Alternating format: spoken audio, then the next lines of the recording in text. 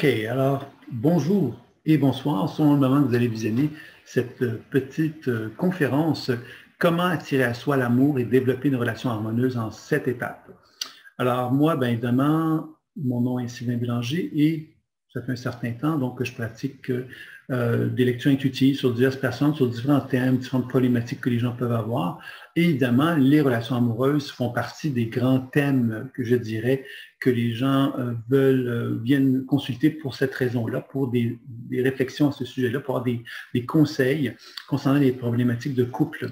Donc, et comme on était le 16, on est le 16 février, mais le 14 février, c'est la Saint-Valentin, je m'étais dit, ben voilà, c'est peut-être l'occasion de revenir sur une petite animation autour de ça. J'en avais déjà fait une il y a quelques années, mais cette fois-ci, je l'ai fait un petit peu plus élaboré, j'espère, du moins que vous allez apprécier. Alors, évidemment, ça reste que les relations amoureuses, c'est complexe. On va présenter certaines dynamiques, probablement pas toutes les dynamiques, mais c'est quand même déjà ça de prix. Donc, alors, première chose que j'avais envie de vous partager, il y a Marie qui dit qu'elle aime bien les papillons. Bien, je suis très content. La nuit, c'est très beau. Hein? On voit les papillons s'illuminer. Donc, c'est pas mal. Donc, pour revenir à la conférence, évidemment, donc, la première chose dont j'avais envie de parler, c'est du principe de la loi d'attraction. La loi d'attraction, elle pose quand même une réflexion sur les relations amoureuses qui est très intéressante parce que souvent, on va pointer du doigt la personne en se disant, bon, c'est un pervers narcissique, c'est un bourreau, c'est un méchant, c'est un hypocrite, bon, ça peut être masculin et féminin, c'est ce que je dis. Et finalement, on a tendance à voir ça comme c'est la personne qui est devant nous, qui a fait des choses négatives, qui a fait des choses méchantes envers soi, et pour cette raison-là, on la pointe du doigt en lui disant, c'est une méchante personne. Et le principe de la loi d'attraction doit nous amener à réfléchir sur cette façon de voir les choses parce qu'elle nous invite à reconnaître qu'on est deux dans un couple, deux dans une relation. Et que quand on est deux dans une relation, bien inévitablement, il y a quelque chose qui se crée. Et quand on regarde au point de vue des champs énergétiques des gens, bien, deux êtres humains qui se rencontrent, avant même qu'ils aient ouvert la bouche, il y a un échange qui s'effectue au niveau vibratoire, au niveau énergétique, qui vont faire que ces gens-là peuvent avoir une forme d'attraction sans y réfléchir, sans qu'il y ait une réflexion effectuelle, ou il peut y avoir effectivement une répulsion à l'inverse, sans qu'on ait à l'expliquer, c'est comme quelque chose qui vient naturellement en soi. Alors, ce que j'avais envie, donc, de vous parler aujourd'hui, c'était un petit peu de ça pour commencer, de bien réfléchir sur cette loi d'attraction, de regarder les relations que vous avez présentement, que ce soit une voie amicale, amoureuse, etc., et de regarder quelque part, c'est quoi cette loi d'attraction? Qu'est-ce que l'univers vous invite à travailler sur vous-même? Parce que la relation de couple, finalement, c'est une invitation pour nous regarder à l'intérieur de soi. Ça fait drôle de dire ça parce que souvent, nous, ce qu'on va faire, c'est de sa faute. On va pointer du doigt la personne qui est devant nous en lui attribuant des compétences, des qualités, des défauts, etc. Et on va négliger souvent de porter notre attention vers qu'est-ce que ça éveille en soi. C'est-à-dire que moi, je peux trouver que cette personne-là se comporte d'une façon mauvaise envers moi, mais si je porte mon attention vers ce qui se passe en moi par rapport à ça, ben, je dois reconnaître que moi, j'ai une responsabilité dans la qualité relationnelle que je crée avec cette personne-là. Et si je comprends ça, ça veut donc dire que je peux avoir un petit journal intime avec moi et régulièrement prendre le temps de noter ce principe de la loi d'attraction, c'est-à-dire que qu'est-ce que l'univers me témoigne dans mes relations amicales, mes relations amoureuses, les relations familiales, qu'est-ce que l'univers me témoigne, qu'est-ce qu'on me renvoie comme image et de quelle façon que moi je réagis à ce qu'on m'envoie. Parce que ça, c'est un élément important. Quelque chose peut être désagréable qui me vient vers moi. Quelqu'un, par exemple, peut me manifester une forme d'hypocrisie envers moi. Ça pourrait générer de la colère, de la violence et tout ce que vous voulez, mais ça pourrait aussi générer une volonté simplement de partager ce que je ressens, moi, en tant qu'être humain, quand j'ai l'impression que quelqu'un n'est pas tout à fait sincère avec moi. Donc, à ce moment-là, je peux lui partager ce que je vis sans commencer à vivre des états émotionnels dans lesquels je pourrais perdre finalement contrôle, puis devenir peut-être trop agressif envers cette personne-là qui ne favoriserait pas la communication. Donc, la loi d'attraction, c'est une belle invitation à avoir un petit journal intime dans lequel on observe qu'est-ce que l'univers me témoigne, m'envoie comme message dans les diverses relations que j'ai. Ça me permet donc de pouvoir mieux comprendre, d'une part, qu'est-ce que ça vient chercher en moi, hein, cette relation-là, les relations que je vis, qu'est-ce que ça vient chercher en moi, et quels sont les messages que ces réactions-là ont à me donner. Parce que ces réactions-là, évidemment, si je les transpose à la personne directement, ben, automatiquement, je ne suis pas responsable. Je dis c'est de la faute de la personne. Si je prends conscience que ce qui se passe entre moi et cette personne-là éveille en moi quelque chose et je deviens conscient que c'est un messager qui se manifeste à moi, mais ce messager-là peut me permettre donc de chercher à clarifier une relation avec la personne en question pour favoriser une plus grande clarté, une plus grande authenticité dans la relation. Donc, c'est ça un petit peu que j'avais envie de témoigner pour débuter, de faire part de ce petit exercice-là qui pourrait être intéressant. Il y a 3 grandes résonances qu'on va situer dans la loi d'attraction, dans les relations. La première, c'est ce qu'on appelle la résonance limitative, lorsque 2 êtres humains vont vibrer l'un envers l'autre pour éveiller en soi des choses qu'ils connaissent du passé et qui est souvent effectivement des limitations, c'est-à-dire des expériences que j'appelle limitatives parce qu'elles nous ramènent effectivement à quelque chose qui est associé à notre passé. Par exemple, si moi, j'ai vécu à l'âge de 5 ans un sentiment d'abandon, et que je résonne par la loi d'attraction avec des relations dans lesquelles je revis cette expérience d'abandon-là, ben, je dois comprendre quelque part que la vie est en train de m'enseigner quelque chose. Donc, une résonance limitative, c'est que 2 êtres humains vont se rencontrer et, dans mon cas, moi, ça va éveiller en moi quelque chose qui va me ramener à quelque chose que j'ai vécu qui est douloureux, qui me fait mal. Donc, la relation n'est pas agréable. Là. Et cette autre personne-là peut également aussi vivre quelque chose ou dans lequel elle va se sentir éveillée aussi à quelque chose qui lui est aussi négatif également, qui est associé à des expériences négatives. Donc, c'est ce qu'on appelle une résonance limitative. 2 êtres humains qui vont vibrer à des blessures émotionnelles. Et la relation, ben, quelque part, va être une occasion pour chacun d'eux, s'ils le veulent bien accepter le jeu, de faire un travail sur eux-mêmes, pour être capable de pouvoir mieux comprendre le sens de l'échange qu'ils ont avec ces autres personnes-là, de quelle façon qu'ils peuvent travailler ensemble pour justement cheminer ensemble, pour se libérer des blessures émotionnelles. Donc, ça devient une occasion, la relation devient une occasion pour faire un travail, pour dépasser des limitations et des blessures qu'ils ont en eux. Donc, évidemment, on sait que beaucoup de gens qui ont la difficulté à faire face à ce genre de situation-là, parce que quand une blessure est éveillée dans l'un et dans l'autre, inévitablement, on va avoir tendance à vivre quelque chose comme conflictuel. C'est-à-dire 2 êtres humains vont s'attribuer, vont se donner des parts, même s'il y a de l'amour, hein, il va y avoir comme la colère, de la violence, le mécontentement, et à quelque part, on va perdre finalement la qualité de la relation parce que justement, on va être pas dans une position de responsabilité par rapport à la relation, on va être plus dans une relation de pointer du doigt l'autre personne, et l'autre personne va nous pointer du doigt aussi. Ça veut donc dire qu'on n'aura pas une position de communication et d'échange et de partage. Donc, quand on pense à ça, ça serait intéressant pour vous aussi de regarder quel est le degré de résonance limitative que je vis avec mon entourage. C'est-à-dire de quelle façon que je peux envisager que j'ai des relations qui viennent me chercher intérieurement et qui viennent me faire éveiller en moi des blessures émotionnelles qui sont en moi et de quelle façon que mon entourage peut aussi, par ma présence, avoir des blessures émotionnelles qui s'éveillent aussi. Alors, ça peut être intéressant, encore une fois, de pouvoir observer ça puis se dire, mais c'est quoi le message de ça? Pourquoi c'est là? Pourquoi ça se produit? C'est peut-être parce qu'on a une occasion. Les 2 êtres humains qui sont l'un devant l'autre ont une occasion de grandir et d'évoluer. Donc, ça peut être intéressant, évidemment, de comprendre cela. Alors, ça nous rend plus conscients de la situation, puis ça nous rend plus conscients quelque part de la gratitude qu'on peut avoir dans la relation. C'est-à-dire que quand on a une relation limitative qui font qu'il y a un travail profond qui se fait dans les 2 personnes, puis que quelque part, c'est pas facile parce que ça vient éveiller des blessures profondes, ben la chose la plus importante qu'il faut se rappeler, c'est pourquoi je suis avec cette personne-là. Est-ce que c'est parce que je l'aime? Et si je l'aime, ben je dois focuser sur cette volonté de l'aimer et cette volonté, quelque part, de collaborer avec elle pour que l'expérience que je suis en train de vivre avec cette personne-là qui est douloureuse puisse me permettre et lui permettre de pouvoir trouver une paix intérieure. Et c'est là, évidemment, on va approfondir tout ça, mais c'est pour faire comprendre que ces résonances limitatives, elles font partie de la vie. On en rencontre tous les jours des gens qui peuvent éveiller en nous des émotions désagréables, qui sont associés à des blessures, des peines qu'on a pu avoir dans le passé. Et évidemment, notre objectif, finalement, c'est de devenir de plus en plus conscient que ces blessures-là viennent éveiller en nous des émotions qui sont comme des messagers, qui nous enseignent, quelque part, à être plus en paix, en harmonie avec soi. Donc, on va voir un petit peu plus loin comment ça pourrait se développer tout ça, mais c'est la première chose que j'avais envie de vous témoigner concernant cette fameuse loi d'attraction.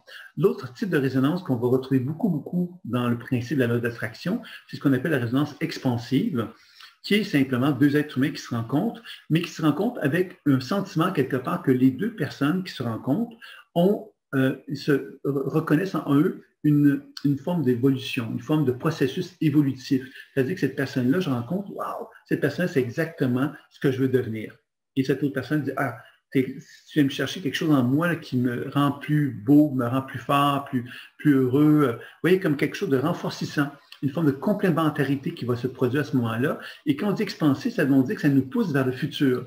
Parce que la résonance limitative, c'est une résonance qui nous pousse vers le passé, c'est-à-dire qu'elle nous ramène à des blessures du passé, un peu comme si on avait des grosses valises, et que la résonance limitative m'obligeait à me dire, ah ben tiens, toi Sylvain, tu as des grosses valises, voici l'occasion pour toi de faire du ménage dans tes grosses valises pour les alléger. Donc les résonances limitatives vont nous permettre de faire un travail sur notre passé pour nous dégager.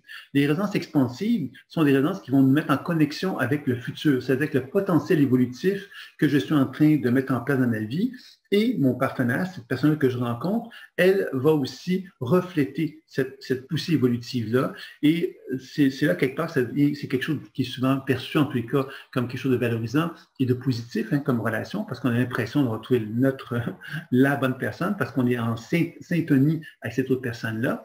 Et c'est ça un peu que la résonance expansive va manifester. Donc, évidemment, ce que je vous dirais, c'est que dans les relations en général, il y a un certain nombre de résonances qui peuvent exister entre moi et une autre personne qui vont être limitatives et un certain nombre de résonances que je vais avoir avec cette même personne-là qui vont être davantage expansives. Donc, il y a une question d'équilibre là-dedans. Puis évidemment, plus la personne avec qui je suis me donne des résonances expansives, ben, quelque part, plus elle me donne le sentiment que je suis en train de devenir quelqu'un qui évolue, qui progresse, qui chemine, et dans lequel je suis en train d'atteindre mes objectifs relationnels avec cette personne-là. Donc, il y a un sentiment de positif qui va en ressortir, alors que si je reste simplement dans la limitation, ben c'est évident que toujours travailler sur mon passé, toujours revenir sur les blessures du passé, toujours revivre les mêmes émotions, les mêmes insatisfactions, ben, va m'amener à me dire, ben, moi, j'ai plus envie d'être avec cette personne-là, ça ne me rapporte rien. Donc, comprenez que même si la résonance limitative a un sens, si je ne suis pas capable, moi, de dénouer les nœuds émotionnels qui sont associés à cette limitation-là, ben, quelque part, j'ai toujours l'impression de patauger dans mon passé. Donc, c'est pour ça, justement, que le travail sur soi va être essentiel. C'est ça qu'on va essayer de voir ensemble, de quelle façon qu'on peut arriver à trouver un plus grand équilibre. Mais on sait maintenant que deux personnes qui se rencontrent peuvent donc raisonner un certain pourcentage avec des mémoires limitatives de l'un et de l'autre et un certain pourcentage avec des mémoires expansives de l'un et de l'autre. Alors, c'est l'objectif. Qu'est-ce qui va faire qu'une relation va être évolutive, évidemment? C'est quand on sent quelque part qu'on est en train d'aller dans un processus dans le futur, qui nous amène à nous sentir de plus en plus en harmonie avec soi. C'est ça qui va faire que la relation va absolument vouloir se construire puis vouloir demeurer présente, parce que justement, on va avoir l'impression qu'on est en train de bâtir quelque chose qui est en accord avec qui on est. C'est ce qui va faire qu'on va avoir envie de nourrir cette relation-là pour qu'elle demeure le plus longtemps possible. Et donc, la limitation peut-elle être une expansion selon comment elle est vécue? Non.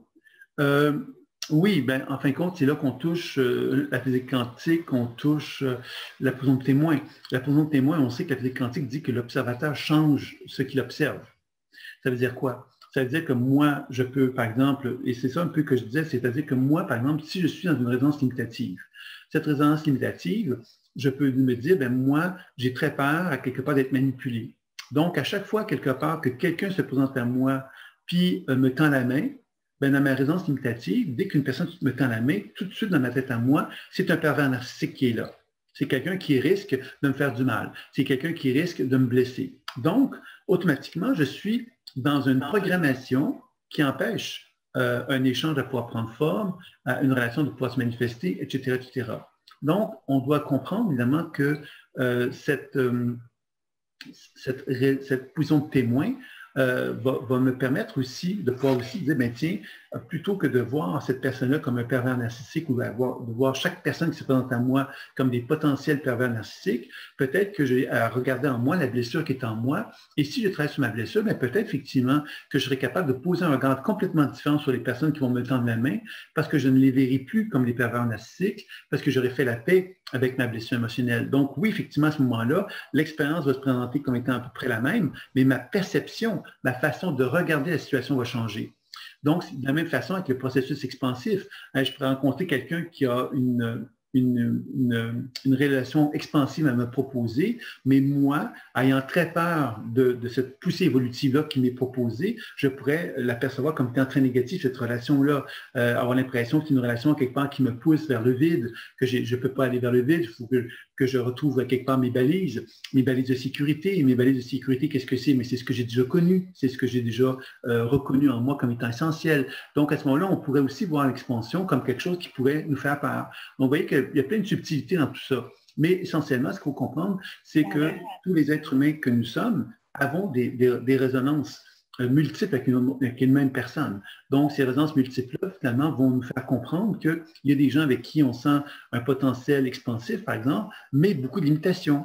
Comme l'inverse, on pourrait percevoir que chez quelqu'un peu de limitations, beaucoup d'expansion. Donc, c'est ça qui va faire qu'on va pouvoir mesurer, en quelque sorte, la qualité de la relation, puis l'investissement qu'on a envie d'avoir dans une relation avec une autre personne. Je pense avoir répondu à ta question, Mélissa. Et l'autre chose que je voulais apporter comme troisième aspect sur la loi d'attraction, c'est ce que j'appelle la résonance non synchronisée.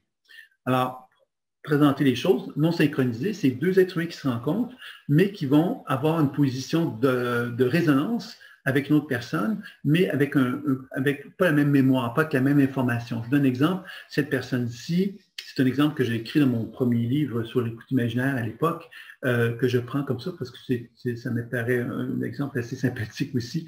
C'est une personne, bon, cet homme-là, mettons, rencontre une femme et cet homme-là est un homme, à quelque part, qui s'est investi dans des relations pendant plusieurs années. C'est un homme très sérieux, il s'est beaucoup investi dans ses relations amoureuses, il est toujours très stable. Et là, il y a une forme de saturation intérieure au niveau de l'investissement émotionnel qu'il a pu manifester. Et lui, il a qu'une envie en tête aujourd'hui, c'est pas de se casser la tête, avoir une relation assez légère. OK? Cette femme-là est une femme qui a eu plusieurs relations légères dans le passé et aujourd'hui, elle en a assez, elle a envie d'une relation plus sérieuse, plus stable. Vous comprenez? C'est-à-dire que deux êtres humains reconnaissent en l'un et à l'autre des qualités qu'ils ont besoin, hein, comme lui, ce garçon-là, a besoin de légèreté et cette femme-là a besoin de sérieux. Ils se reconnaissent mutuellement. Ils savent effectivement que cet homme-là a un potentiel de sérieux et que cette femme-là a un potentiel de ne pas être sérieuse. Donc, à quelque part, ces deux personnes-là vont se sentir attirées. Mais en même temps, quand on dit non synchronisé, c'est-à-dire qu'ils ne vont pas être au même endroit en même temps. C'est-à-dire que des fois, on dit que ce sont des rencontres qui sont manquées, des rendez-vous manqués. C'est-à-dire qu'il y a une personne qui cherche fondamentalement une personne sérieuse, mais quelque part, ne se retrouve pas au bon moment et à le bon heure avec la rencontre qu'elle fait. Donc, ça va donner l'impression que ces deux personnes-là, ben, ils ont des envies communes à quelque part, mais en même temps, ils ne sont pas au même endroit lorsqu'ils se rencontrent. Ce qui va faire que la relation va être un peu plus difficile à mettre en place. Et donc, ça peut être aussi intéressant de regarder, bon, OK, je reconnais que cette personne-là, elle a un beau potentiel pour moi, elle a des belles qualités, des belles compétences, mais dans la réalité, est-ce que c'est le cas? Hein, par exemple, je pourrais dire, cette personne-là, elle pourrait être super gentille, super attentive, ceci, cela, elle pourrait. Mais est-ce qu'elle l'est concrètement? Et ça touche un peu cette résonance non synchronisée. C'est-à-dire que moi, je peux reconnaître que cette personne-là, elle a des très belles qualités, mais elle n'est comme pas capable de les actualiser. Ben, si elle n'est pas capable de les actualiser dans le monde concret, dans le monde tangible, ben, j'ai beau penser qu'elle est extraordinaire, si concrètement elle n'est pas extraordinaire avec moi, ben, peut-être qu'à quelque part, je dois finalement être attentif à mes besoins, puis commencer à me dire, hey, cette personne-là, finalement, j'ai beau croire qu'elle est merveilleuse, si elle n'agit pas en conséquence, ben, ce n'est pas une personne merveilleuse. Donc, ça, c'est un autre aspect qui est intéressant aussi à se rappeler. On attire ce que cellulairement on n'a pas lu ou cerné. Oui, mais c'est ça, c'est le principe de la dissociation. C'est-à-dire que dans mon champ énergétique, j'ai des blessures. Ces blessures-là, quelque part, ce sont des dissociations, ce sont des énergies que j'ai rejetées en moi parce qu'à quelque part, elles me faisaient trop mal. Hein, comme si je me sentis abandonné à l'âge de 5 ans. Ben, la mémoire de l'âge de 5 ans, ben, je l'ai à mesure que j'ai grandi, ben, je l'ai expulsé parce que ça faisait trop mal. Je ne voulais pas gérer cette blessure-là. Et ça veut donc dire que dans mon propre champ énergétique, il y a de l'information d'abandon qui se trouve présente dans mon champ. Je vieillis, cette blessure-là demeure présente. À tel son temps que cette blessure-là est présente et que je ne la gère pas, bien évidemment, elle est de l'information qui circule dans mon propre champ énergétique. Et la loi d'attraction, qu'est-ce qu'elle va faire? C'est qu'elle va reconnaître qu'il y a une dissociation qui est en moi et qu'il y a donc par principe d'attraction, des gens qui vont se présenter à moi, qui vont avoir des contenus dans leur champ énergétique, qui vont m'obliger à faire un travail sur cette notion d'abandon-là. C'est-à-dire que je vais être de nouveau confronté à l'idée d'être abandonné, possiblement, et qui va m'obliger donc de faire un travail sur cette relation-là. Et c'est ça qui va m'amener possiblement vers ce qu'on pourrait appeler une résonance expansive, c'est-à-dire que plus je fais un travail sur moi pour me libérer de cette blessure émotionnelle-là, plus je me réapproprie un certain pouvoir, plus je me donne accès à un nouveau potentiel évolutif, et plus ça me permet donc de me remettre dans une position d'expansion, d'évolution dans mon cheminement. Donc, je pense que c'est assez clair maintenant. Ce qu'on a peut-être vu dans le premier chapitre de la loi d'attraction, ces trois concepts-là dont j'ai parlé tantôt, qui sont finalement pleins de subtilité, mais on va chercher à les élaborer un petit peu plus en vous présentant les 7 dynamiques des relations interpersonnelles qui vont nous permettre de mieux comprendre peut-être justement les diverses options qui s'offrent à nous quand dans une relation, quelles sont les options des relations qu'on peut rencontrer. Ça va, je peux continuer. Donc, s'il n'y a pas de questions, si vous avez des questions, vous allez me l'indiquer et j'y répondrai. Maintenant, on va donc passer au deuxième chapitre qui va nous permettre de comprendre effectivement qu'il y a donc des dynamiques interpersonnelles qui vont se manifester. Il y a la loi d'attraction qui est une façon à moi de recevoir ce que l'univers veut me transmettre. Et cet univers-là, qu'est-ce qu'il veut? C'est que je fasse un travail de réunification avec moi, que je fasse la paix avec moi. Et pour faire la paix avec moi, bien, quelque part, il y a donc des relations qui vont s'effectuer. Ces relations vont créer comme un lien entre moi et l'autre personne. Ce lien-là peut générer de la blessure en moi, parce que ça va faire éveiller en moi des choses de mon passé. Cette autre personne-là va aussi avoir un travail sur elle, parce que ça va éveiller toutes les deux quelque chose de commun. Et c'est ce travail-là qui va me permettre à toutes les deux de retrouver une position de verticalité et dans lequel il va y avoir un partage réel qui va pouvoir prendre forme. Ça, c'est dans un sens idéal, ce que je viens de vous nommer. On va bien voir, évidemment, que ce n'est pas toujours idéal, les relations, on l'a bien compris, mais on va vous présenter certaines dynamiques, les principales dynamiques que j'ai pu observer, puis on pourra en discuter autour de ça. La première dynamique que j'aimerais vous parler, c'est peut-être la plus naturelle d'en parler, c'est la dynamique équilibrée, lorsque deux êtres humains, finalement, se retrouvent dans une relation, deux êtres humains qui s'assument et qui en reconnaissent l'idée que deux êtres humains ont envie de partager en commun quelque chose. Le quelque chose, c'est bien évidemment cette relation amoureuse dans laquelle il y a un partage affectif, amoureux, d'authenticité, etc., qui va se faire. Et ce partage-là va être relié à quoi? Il va être relié au fait que chacun des deux individus va être aligné à lui-même. Ça, c'est intéressant à se rappeler. Aligné à lui-même. Ça veut dire que je ne suis pas en train de tomber amoureux d'une autre personne. Je suis simplement en train de reconnaître que cette autre personne-là, j'ai des sentiments, j'ai des affections pour cette personne-là et j'ai envie donc de partager avec elle des sentiments amoureux. Et ces sentiments amoureux-là ne font pas de moi quelqu'un qui va devenir dépendant de cette personne-là ou cette autre personne-là ne va pas nécessairement devenir dépendante de moi. Elle va plutôt au contraire reconnaître tous les deux qu'ils sont individus et que parce qu'ils sont individus, ils ont envie de partager une relation. Et ce partage-là, bien évidemment, va se faire parce que chacun d'eux sont alignés à leurs propres besoins, à leurs propres désirs.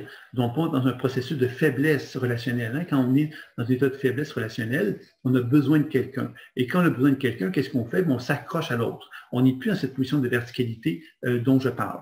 Donc ça, c'est un des critères qui va déterminer une relation, une dynamique équilibrée. L'autre dynamique, c'est qu'on va reconnaître qu'on est deux êtres humains qui ont des frontières.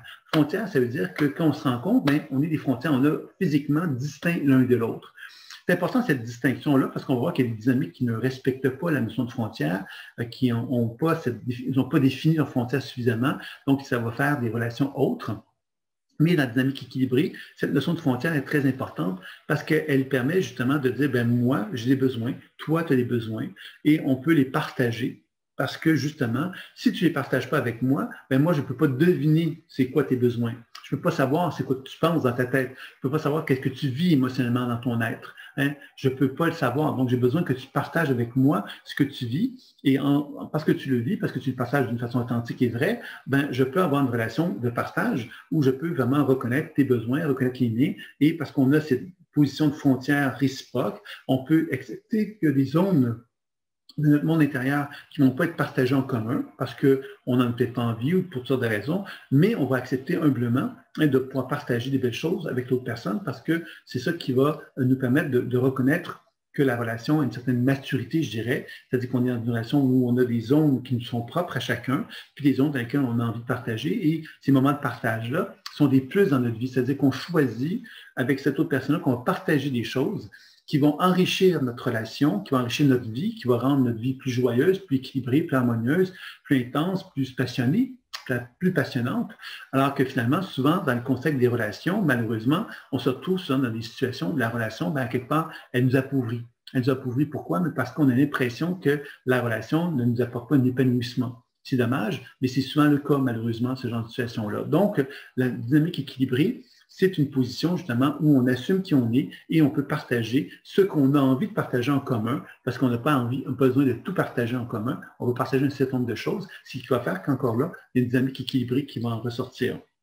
L'autre élément qui va être important, c'est qu'il y ait une entente, c'est-à-dire que moi et l'autre personne, on décide d'une façon commune de partager un certain nombre de choses et ce partage-là va donc développer une entente et une collaboration. C'est-à-dire que je suis en entente avec chacun pour collaborer, partager un certain nombre de choses et j'ai envie de collaborer avec cette personne-là, j'ai envie qu'elle collabore avec moi et que nous collaborons ensemble parce que justement, on a donc une forme on fait équipe finalement. On est des associés dans certains secteurs et on a envie donc de les valoriser. Donc, vous voyez que ce concept-là de la relation dynamique équilibrée, c'est une relation où deux êtres humains s'assument et vont créer donc une zone de partage pour pouvoir finalement témoigner de leur amour et pouvoir donc évoluer, progresser, cheminer à travers cette démarche-là.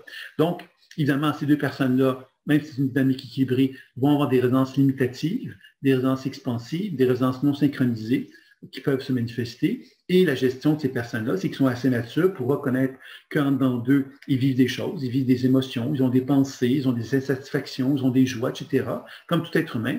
Mais ils vont être capables, justement, de les partager avec leur partenaire, puis que leur partenaire va être capable de les accueillir, puis d'être capable lui aussi d'interagir avec la personne en question pour qu'il y ait ce sentiment d'entente et de collaboration qui soit présent.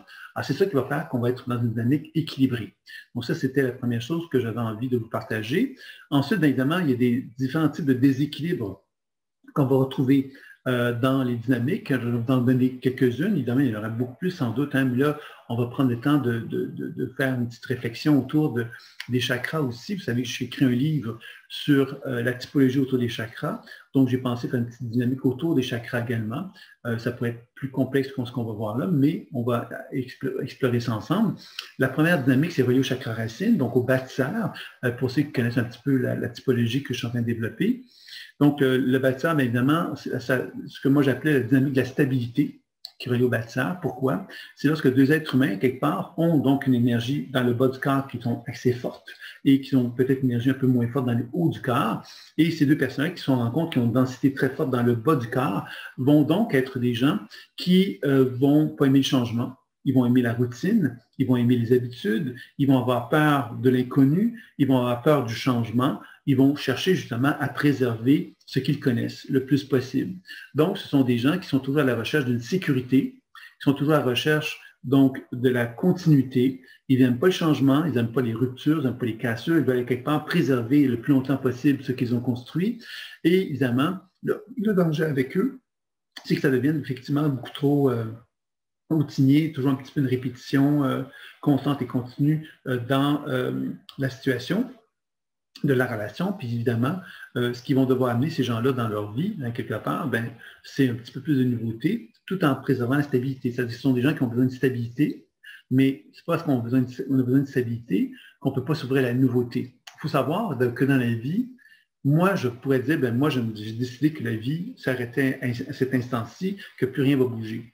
Je pourrais consciemment dire ça, mais je sais que même si je disais consciemment, la vie va quand même bouger. C'est-à-dire que le soleil va bouger, il va y avoir la nuit, le jour, les saisons vont changer, la maison va changer, tout est en mouvement. Je vais changer aussi. Donc, je ne peux pas figer les choses. Donc, la dynamique de la stabilité, ce sont des gens qui vont avoir envie de garder les choses très figées pour, à quelque part, ne pas voir effectivement la transformation parce qu'ils ont peur de la transformation. Et ça, c'est quelque chose de classique dans la relation amoureuse. Quand une relation amoureuse commence, on a une espèce de les petits papillons dans le ventre, on a une espèce de fascination autour de la relation amoureuse. Et cette fascination va quelquefois nous donner le sentiment, quelque part, que si on n'a plus cette petite magie intérieure, quelque part, on n'est plus en amour. Alors, des fois, à ce moment-là, qu'est-ce qu'on va chercher à faire? C'est qu'on va se faire des pieds et des mains pour essayer de garder ce sentiment amoureux-là, un peu comme si on voulait à tout prix, préserver quelque part ce qui avait été.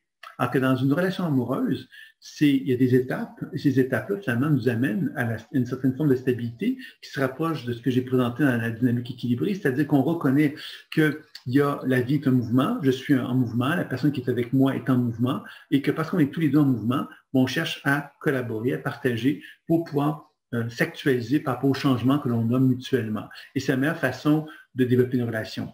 Dans la dynamique de la stabilité, bien évidemment, on a tellement peur de ce changement-là qu'on pourrait devenir de plus en plus figé, de plus en plus rigide.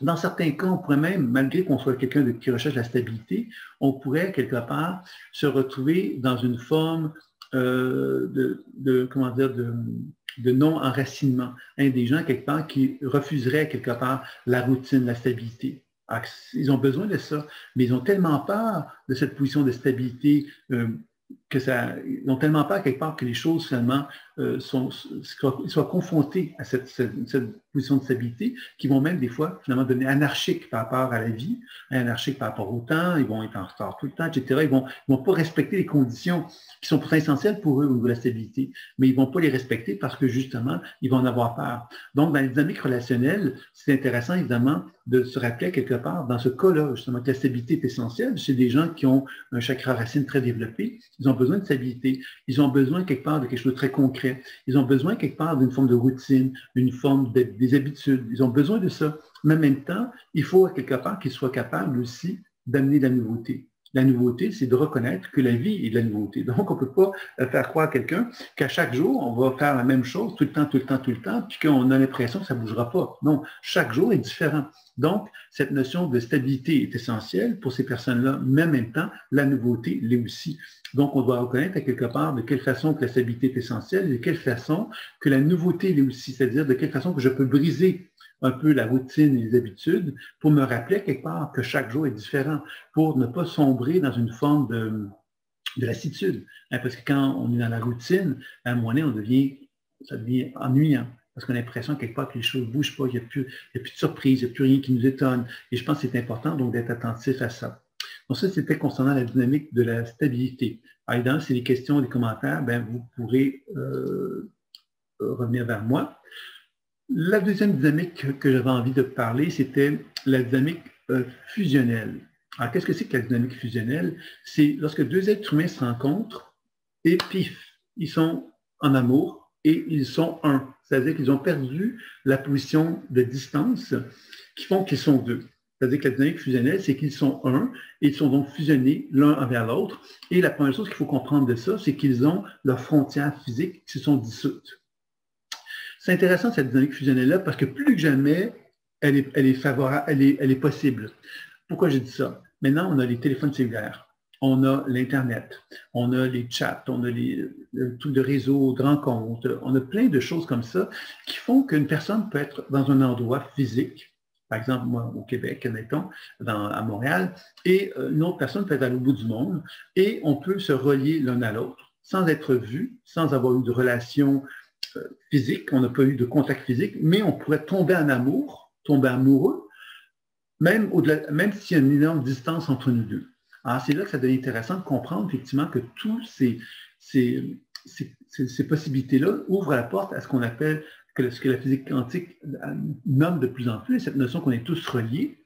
Alors, ça veut dire que moi, même si je suis à l'autre bout, qu'une autre personne est à l'autre bout du monde, je peux, moi, quelque part, par les médias qu'on a physiquement, mais même par le biais du processus intuitif, on peut comprendre à quelque part qu'on est une machine et cette machine est capable de se relier à d'autres êtres humains et on peut sentir cet autre être humain, on peut raisonner avec lui. C'est le principe de la loi d'attraction qui s'applique, même si ces gens-là sont à l'autre bout du monde. On comprend qu'on n'est pas on n'est pas limité par l'espace-temps ici et que cette dynamique fusionnelle-là, mais évidemment, va nous mettre dans une position où on n'est plus conscient que notre corps physique est une limitation, on devient quelque part plus dans l'espace. Alors moi, je peux être en amour avec une femme ou un homme à l'autre bout du monde et je ne suis pas prisonnier de mon corps physique parce que le lien affectif que j'ai avec cette personne-là est au-delà de l'espace et du temps. Et c'est là qu'effectivement, on peut aussi, parce qu'on n'a plus de corps, évidemment, valoriser une forme de frontière fusionnelle. Évidemment, les frontières fusionnelles vont se faire souvent parce que deux êtres humains ne se tiennent pas debout. C'est-à-dire qu'ils tombent amoureux. Ils tombent amoureux tous les deux. Mais tomber amoureux, dans ce cas-ci, c'est tomber amoureux. Moi, je tombe amoureux parce que j'ai besoin de toi. Et moi, je tombe amoureux de toi parce que j'ai besoin de toi aussi. Donc, une forme de dépendance réciproque qui va se faire à ce moment-là. Et cette dépendance réciproque, c'est que tous les deux, on a besoin l'un de l'autre et que parce qu'on a tous les deux besoin l'un de l'autre, ben, quelque part, on veut tout le temps être dans une fusion. Et évidemment, le piège dans la fusion, c'est la peur de la différence. Parce que j'ai peur d'être différent. Et ça veut dire quoi? Ça veut dire que j'ai peur de retrouver mes frontières. Parce que si je suis dans ma frontière, ben, je ne suis plus fusionnel à toi et toi, tu n'es plus fusionnel à moi. Donc, on est en train de devenir conscient de d'autres choses dans notre relation. C'est-à-dire que notre relation est en train d'évoluer.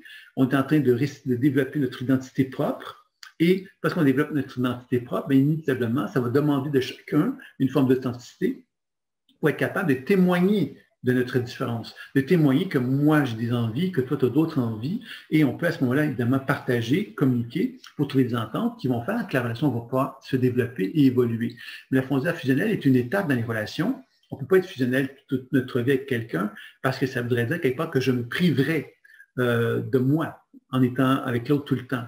Alors, c'est quelque chose qui ne peut pas durer éternellement, ce type de frontière-là. Et une chose qui est importante dans la dynamique fusionnelle, à laquelle il faut faire très attention, c'est l'entente non dite que les deux personnes vont se donner. Parce que comme ils sont en fusion, ben, dès qu'une personne essaie de se défusionner, l'autre personne va dire « Ah, tu m'aimes plus.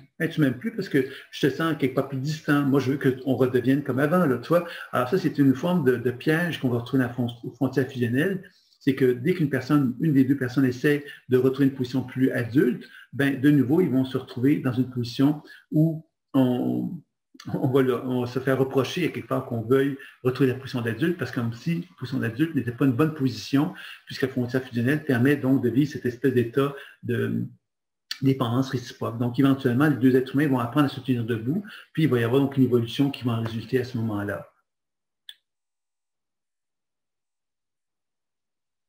Ce que tu disais tantôt, si j'ai bien compris, fusionnel, métaphysiquement, c'est leur sensibilité, tu veux dire.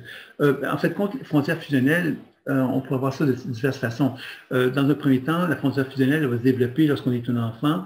On n'a pas appris à développer notre identité. Pourquoi on ne l'a pas appris? Parce qu'on était quelqu'un de très émotionnel, on était quelqu'un de très sensible. Notre chakra sacré est un chakra qui nous met beaucoup en liaison avec l'autre, donc on n'a pas appris à se mettre debout devant d'autres personnes. On a appris davantage à devenir un peu comme un caméléon, quelqu'un qui est adaptable, quelqu'un qui cherche à plaire, quelqu'un qui cherche à être aimé. Alors, si je rencontre une autre personne qui a la même attitude que moi, mais qu'est-ce qui va en résulter? C'est la fusion. C'est-à-dire que moi, je suis adaptable et l'autre personne est adaptable. Donc, tous les deux adaptables, ben, fait qu'on va fusionner ensemble. Et cette fusion-là, comme vous disais tantôt, ben, quelque part, fait partie d'une démarche de vie dans laquelle deux êtres humains vont apprendre à se positionner individuellement.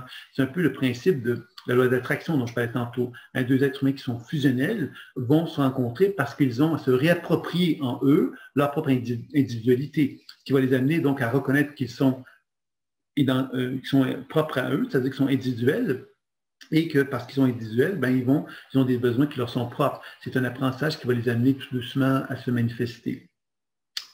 Donc, oui, d'accord. Bon. Alors, ça, c'était pour la dynamique fusionnelle, qui est donc reliée au chakra sacré. Ensuite, ce qu'on pourrait bien sûr dire, bien évidemment, ce que j'aurais pu aussi dire de la dynamique fusionnelle, c'est que la dynamique fusionnelle ouvre la porte à donc des manipulations, c'est-à-dire que quelqu'un qui est fusionnel, c'est quelqu'un qui ne va pas parler, par exemple, mais qui a le sentiment quelque part que l'autre personne est fusionnée avec lui. Donc, dans ce sens-là, il peut avoir plein d'attentes. Ainsi, il ne s'assume pas dans cette volonté de fusion. Il peut être avec quelqu'un, dans sa tête à lui, cette personne-là est en fusion avec lui, mais lui est en plein d'attente parce que si cette personne est en fusion avec moi, elle va faire plein de choses pour moi. Elle va penser à ça, je n'ai pas besoin de lui dire, puis elle va penser à faire telle chose pour moi, elle va me porter l'attention. Oui, il y a plein d'attentes là-dedans. Et ces attentes-là ne sont pas toujours dites. Alors ça, c'est un piège aussi dans le cas de la frontière fusionnelle, c'est que comme je m'attends que l'autre personne comprenne ce que je suis sans que j'aie à lui dire, ben j'attends d'elle plein de choses. Et ça peut être un piège également qu'on va retrouver dans la frontière fusionnelle. L'autre type de problématique qu'on va rencontrer, c'est souvent des gens qui vont avoir une volonté d'être ce que moi j'appellerais des manipulateurs, c'est-à-dire qu'ils vont être capables par la parole, parce qu'ils sont capables de séduire, parce qu'ils sont à l'aise avec les mots, de pouvoir justement nous vendre leur salade. Et nous vendre leur salade, c'est effectivement de nous garder dans cet état de fusion parce qu'eux ont une position fusionnelle, mais une position fusionnelle dans laquelle ils ont un contrôle sur nous, par exemple. Voilà, ça, c'est un autre type de fusion. Alors, évidemment, il y a plein de façons, plein de choses qu'on pourrait dire là-dessus, mais avec ça, je pense qu'on a quand même compris que l'idée de ça, c'est que un jour ou l'autre, les deux êtres humains doivent retrouver leur individualité. C'est comme ça qu'ils vont pouvoir arriver à trouver un meilleur équilibre dans leur vie.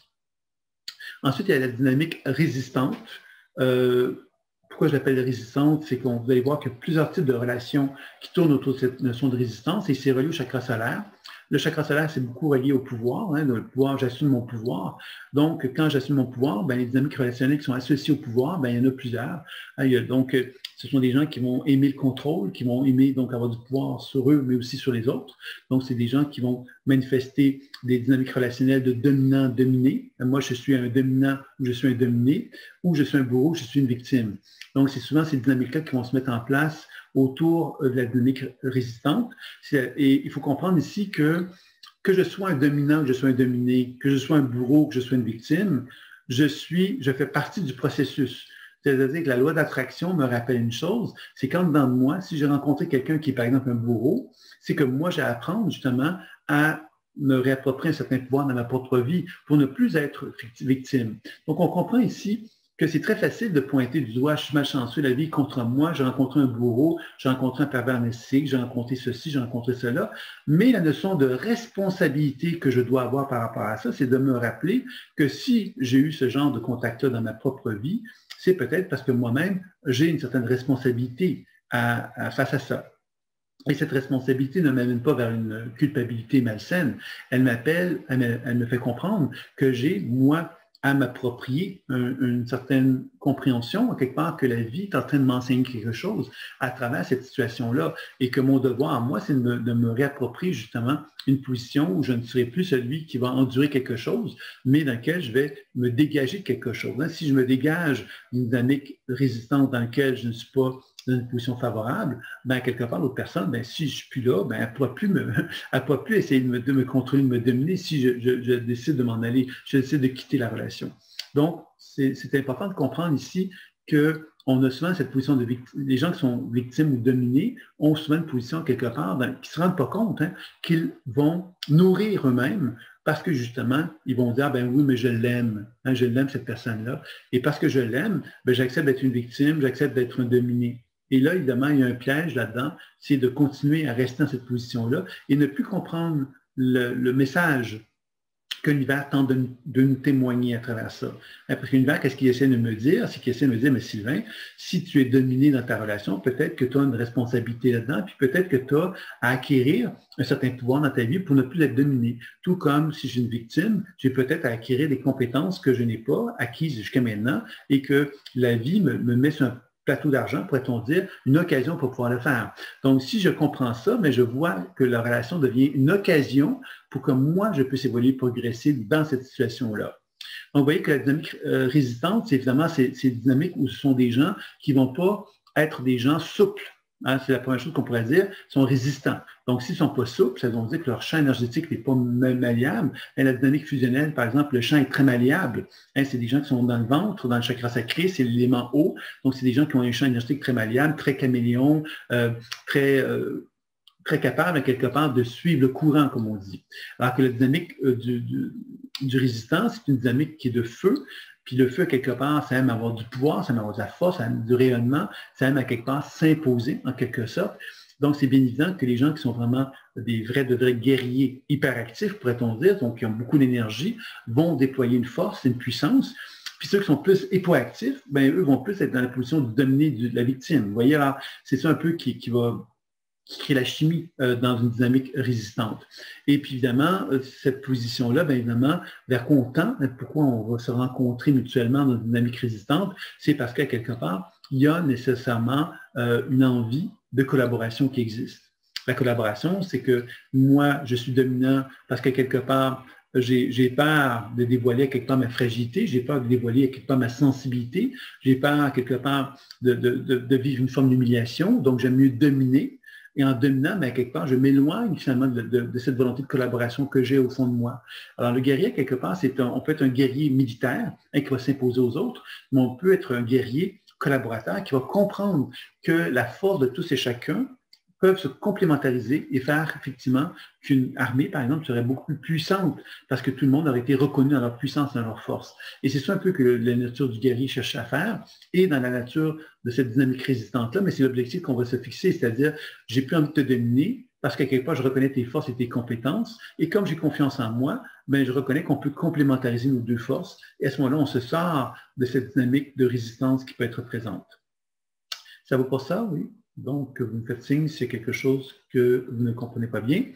Donc, dans la part, évidemment, dans cette dynamique-là, c'est la part de collaboration. Évidemment, la collaboration implique justement que je ne suis plus dans cette position de force, et c'est ça qui me fait peur. Et c'est l'objectif quand même de cette relation-là, c'est d'arriver à cette collaboration qui va faire que je vais assumer ma puissance et ma force, et je n'aurai plus l'impression que cette puissance, cette force-là doit contrôler les autres. Je vais accepter quelque part d'être fort et puissant, et accepter que l'autre personne soit forte et puissante, et que parce qu'on est tous les deux forts et puissants, on peut donc collaborer. C'est ça un peu que la dynamique de la résistance va proposer. Ensuite, vous avez la dynamique de service.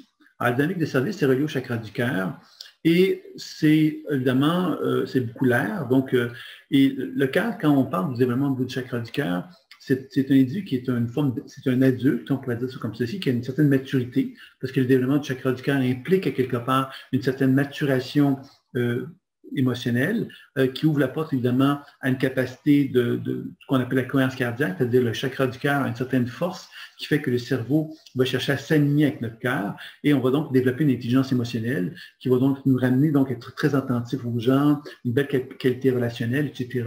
Et on va être au service des autres, mais pas à notre détriment. C'est-à-dire que le serviteur, au niveau du chakra du cœur, est désireux de servir, mais en reconnaissant cette volonté qu'il a de se respecter en tant qu'homme, en tant que femme. Donc, on ne va pas devenir des gens qui sont au service des autres, à se perdre dans la relation. La dynamique de service, par contre, évidemment, peut nous amener à perdre quelque part cette maturité d'adulte que nous avons développée parce que justement, on va vouloir sauver l'autre. C'est souvent quelque chose qu'il va retrouver, soit qu'on sauve l'autre ou soit qu'on veut être sauvé. Hein, dans le contexte du serviteur, l'hyperactivité, c'est celui qui va vouloir sauver l'autre et dans le cas quelque part de l'hypoactivité, c'est celui qui va vouloir être sauvé. Hein, quand on parle autour des états énergétiques au niveau des chakras, c'est un peu la dynamique. Donc encore là, la loi d'attraction, ben, le sauveur, ben, il y a besoin d'avoir quelqu'un qui a besoin de sauver. Hein, vous voyez, c'est un peu la logique. Donc, la loi d'attraction peut facilement se faire chez des gens qui ont d'une part un chakra du cœur hyperactif et d'autre part un chakra du cœur hypoactif. C'est comme une complémentarité qui se perd et la loi d'attraction se fait naturellement dans des cas comme celui-là.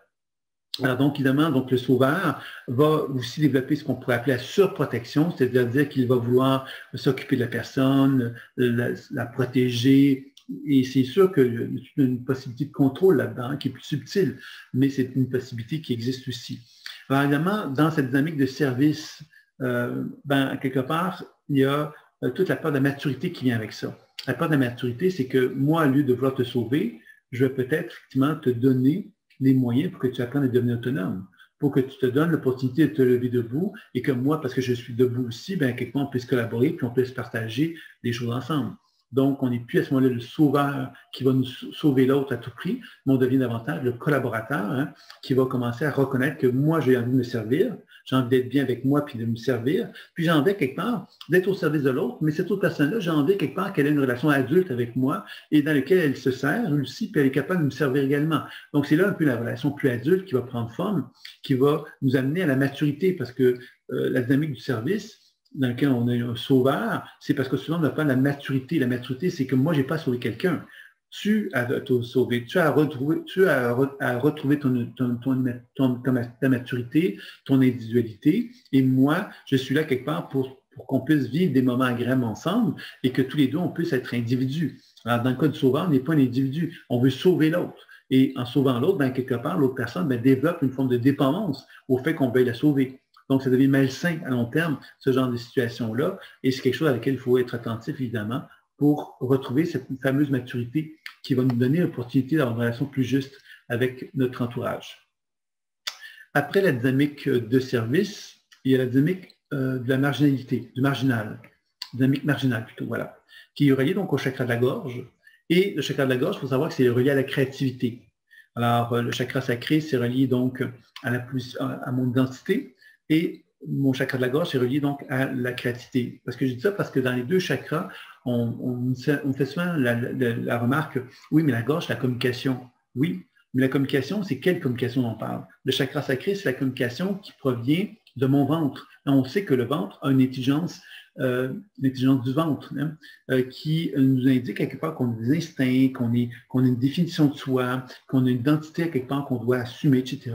Et on doit donc apprendre à être une forme de communiquer cette instinctivité-là, pourrait-on dire, à travers donc notre position, notre positionnement, ce qu'on aime, ce qu'on est, ce qu'on n'est pas, etc. On doit accepter quelque part qui on est. Et on est sur Terre avec on n'a pas un mode d'emploi quand on est sur Terre. Donc, on apprend à découvrir qui on est à mesure que le temps passe et on constate qu'on a des qualités, on a des défauts, on a des facettes de soi qui peuvent déranger des gens, etc. On n'a pas choisi ça. On reconnaît ça, on accueille ça à mesure que la vie avance. Donc, cette idée du chakra du ventre, c'est donc vraiment cette notion-là. Puis au niveau de la gorge, c'est vraiment la capacité d'exprimer mon potentiel créateur. Mon potentiel créateur, c'est de reconnaître que je suis inspiré par une vision du monde qui n'est pas celle qui relie au passé, mais qui est plus reliée à une façon différente de voir la vie. Et cette façon différente de voir la vie m'amène naturellement dans une dynamique marginale dans les relations, parce que comme je suis un créateur, que j'ai une vision anticonformiste, que j'ai une capacité de voir les choses autrement que les autres, bien, c'est évident qu'au niveau relationnel, je vais me retrouver avec une certaine forme d'originalité dans la façon que je vais vivre ma relation avec quelqu'un d'autre, une certaine forme de créativité. Il est possible qu'il y ait une certaine complexité aussi. Pourquoi? Mais parce que quand on veut être original et on veut être créateur, bien inévitablement, on essaie de réinventer la roue. Réinventer la roue de la relation amoureuse, bien, c'est quoi? C'est de créer une relation amoureuse qui ne répond pas aux standards qu'on connaît. Donc, on découvre à quelque part des relations qui peuvent être plus complexes dues à ça, parce que ça touche évidemment les sentiments et les émotions humaines. Et les sentiments et les émotions humaines, bien, quelque part, elles sont ce qu'elles sont. Donc, si par exemple, je ne sais pas donner un exemple, on a une relation ouverte avec une personne qu'on aime, mais on accepte que cette relation, bien, cette personne puisse rencontrer d'autres personnes, puis que nous aussi, puis que bon, c'est une relation assez ouverte, assez moderne, bien évidemment, ça peut ouvrir la porte à des blessures émotionnelles aussi. Hein, on n'est pas fait de bois. Donc, on peut être confronté à cette situation-là aussi. Alors évidemment, puis le créateur, c'est souvent quelqu'un qui va être un peu rebelle face à la conformité. C'est quelqu'un qui va aimer quelque part se retrouver dans une position où il va être capable justement de pouvoir se mettre dans une position où il va regarder quelque part ce que tout le monde fait, puis il va se dire, ben moi, je ne ferai pas comme ça, je suis un être créateur, je suis un être inventeur, je suis un être qui a une façon différente de voir les choses, donc il va vouloir proposer d'autres chemins, d'autres voies, d'autres routes. Alors, évidemment, donc la peur de la dynamique marginale, vous l'avez sans doute compris, c'est la peur de la conformité. Donc, inévitablement, quand on ne veut pas être conforme, on va être à tout prix différent. Et c'est certain que cette notion d'être tout le temps différent, c'est quelque chose qui peut être valable, même à un moment donné, ben, on doit accepter ce qu'est la vie. Et donc, la créativité, oui, mais en accord avec ses besoins, c'est ça un peu l'objectif qu'on doit tendre dans une dynamique marginale. C'est-à-dire que moi, je veux bien être différent, d'autres personnes veulent bien être différentes, mais à un moment donné, on est humain et on n'est pas extraterrestre. Donc, tous les êtres humains ont des bases émotionnelles, des bases de sécurité. Ils ont besoin de sécurité, ils ont besoin de répondre à leurs besoins affectifs. Ils ont besoin de s'affirmer, d'être reconnus. Ils ont besoin, quelque part, de s'aimer et d'aimer, de servir et que les gens les servent. Ils ont besoin donc de créativité, ils ont besoin quelque part d'intuition, d'une réflexion intellectuelle, ils ont besoin quelque part de spiritualité. Donc, tous les êtres humains ont des conventions, on les a tous, ces conventions-là, autour de soi, et le créateur, ben, quelque part, doit inévitablement être regardé quelque part que il a beau être un créatif, il a beau être un original, un jour ou l'autre, cette dimension émotionnelle que nous avons tous, ben, nous rattrape, puis on doit effectivement reconnaître qu'on peut être créateur tout en étant conscient des besoins qui sont en soi en tant qu'être humain. Et c'est comme ça qu'on arrive justement à développer des relations beaucoup plus favorables dans des conditions comme celle-là. Alors, Marie, ce qui dit, c'est une illusion, ça c'est des relations ouvertes ou c'est ouvert et vraiment. Effectivement, c'est peut-être c'est une option hein, de réfléchir à ça tout. Je pense qu'il y a des gens qui peuvent avoir cette volonté d'avoir cette degré d'ouverture-là dans les relations. Et je pense quelque part que c'est OK. C'est OK quelque part à partir du moment que les conditions sont claires, nettes et précises. Maintenant, évidemment, bien souvent, parce qu'on aime la personne, parce qu'on est fasciné par elle, parce qu'on veut lui plaire, on va faire des choses qu'on n'est pas prêt à faire nécessairement. Et la dynamique marginale, c'est une dynamique qui est reliée à la rébellion, la conformité. Donc, moi, je ne veux pas être conforme, tu ne veux pas être conforme, donc on va faire des choses différentes. Et là, c'est vrai que ça peut devenir un piège de sombrer dans cette direction-là. Et inévitablement, ben, on va retrouver nos balises à un moment donné en se disant, ben, moi, je veux bien être créateur, mais je veux reconnaître mes besoins, je veux être heureux, je veux être satisfait, je veux être en harmonie. Vous voyez, c'est un peu comme ça qu'on va voir le processus prendre forme dans une dynamique marginale. Ensuite, vous avez la dynamique de l'observateur qui touche le chakra frontal. Et la dynamique de l'observateur, c'est celui, quelque part, qu'on va... dans cette dynamique-là, c'est des êtres qui vont être dans la tête, justement. Et quand on est dans la tête, qu'est-ce qu'on fait? Ben, on est capable d'être témoin. Ça, c'est une bonne nouvelle. Témoin, ça veut dire, ben, moi, je regarde mes émotions, je regarde ce qui je vis en moi, je vois ce que tu vis, je vois ce que tu ressens. Tu vois, une espèce de position de distance avec moi, puis de distance avec l'autre. C'est un peu comme si je n'habitais pas mon corps et je n'étais pas en connexion avec le corps de l'autre. Mais je reconnaissais quelque part ce que l'autre me disait, je reconnaissais ce que moi je vivais, mais je ne suis pas connecté.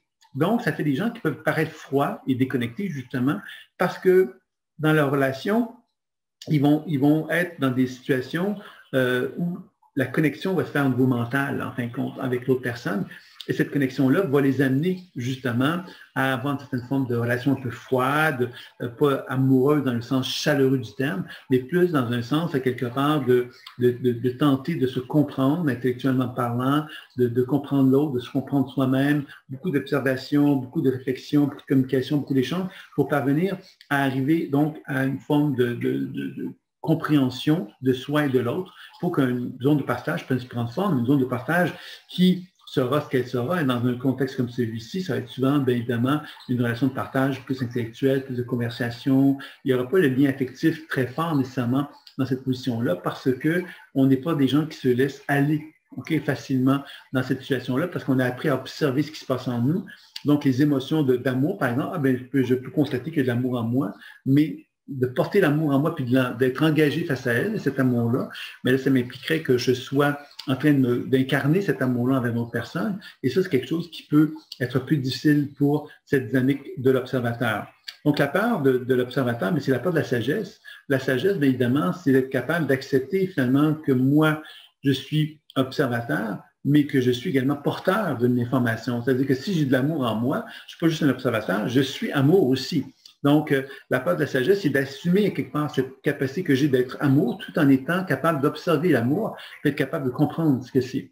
Donc, c'est tout ça quelque part qui nous aligne davantage vers une position, je dirais, de plus grande maturité, plus grande sagesse, où j'apprends justement à habiter mon corps, à habiter mes émotions, à habiter ce que je suis et ce que je vis, à commencer à le partager. Donc, pour moi, l'objectif de la dynamique de l'observation, c'est d'être capable d'être objectif tout en étant engagé. C'est-à-dire que je suis capable de reconnaître qu'est-ce que je vis en moi, je suis capable de voir ce que tu vis en toi, et je suis engagé par rapport au fait que je sens des choses, et je suis engagé par rapport à ce que je ressens.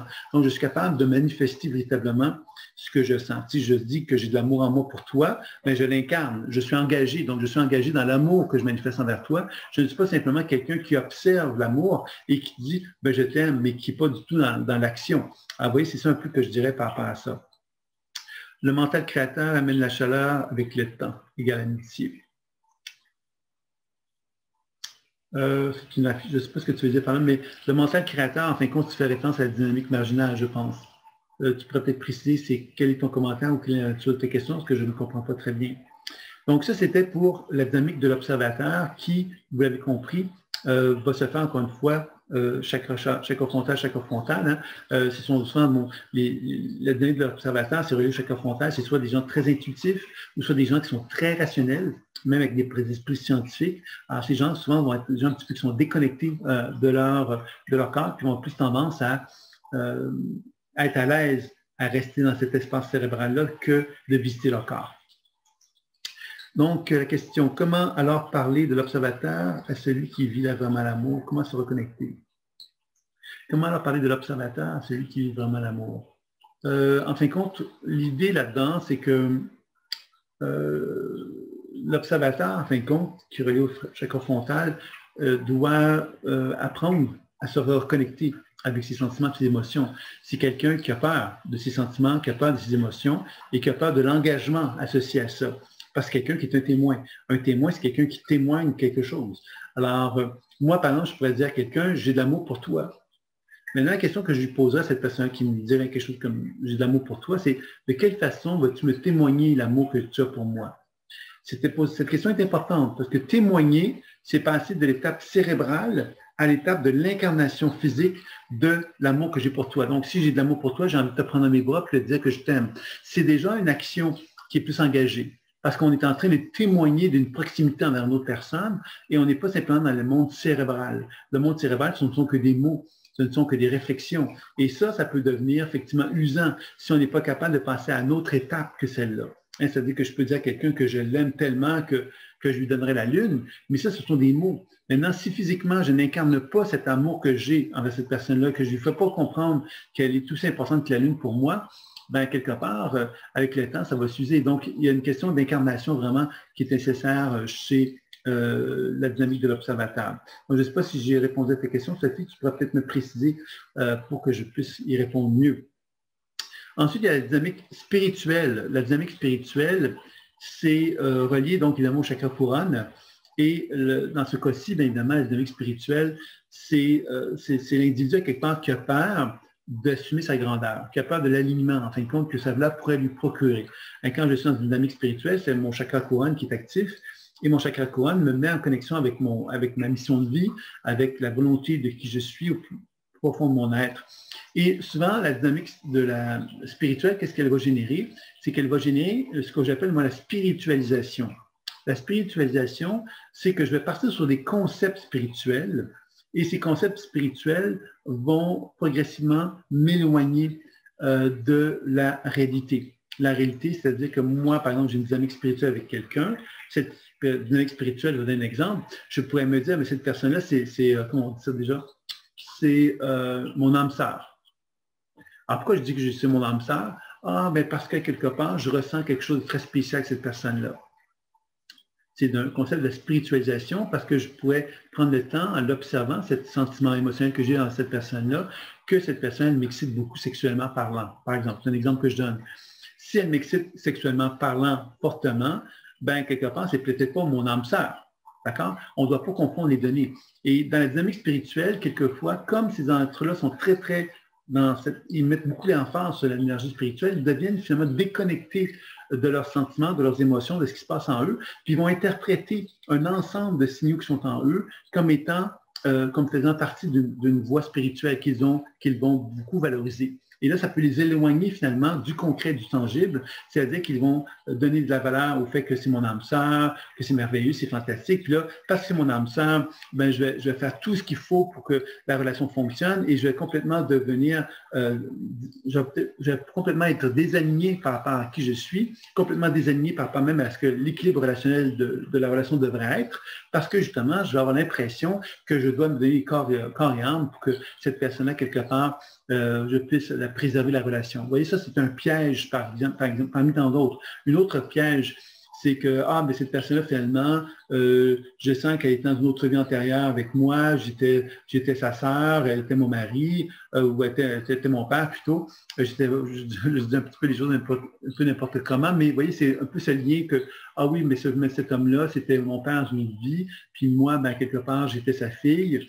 Ça va être, puis là, il va falloir donc, quelque part, travailler très fort là-dessus pour arriver à ce que moi, je m'affirme auprès de lui. Alors, quand on tombe dans ce genre de concept spirituel où on se désigne par rapport à notre réalité terrestre, on risque, et je ne dis pas que c'est fou dans tous les cas, mais on risque quand même de se perdre dans la spiritualisation, dans les théories spirituelles, et ces théories spirituelles nous éloignent du concret, du tangible, et c'est là qu'on peut vraiment se perdre. C'est ça un peu que la dynamique spirituelle va mettre en évidence. Ce sont des gens qui ont un manque d'enracinement fréquemment. Ça peut être un manque d'enracinement, ça peut être aussi des gens qui sont souvent trop enracinés, ça peut être l'un ou l'autre. Hein. Dans le cas de l'hyperactivité du chakra couronne, on va être trop spirituel, on va manquer d'enracinement, on va être beaucoup dans la virtualité. La virtualité, c'est beaucoup le monde imaginaire, le monde spirituel, le monde intuitif.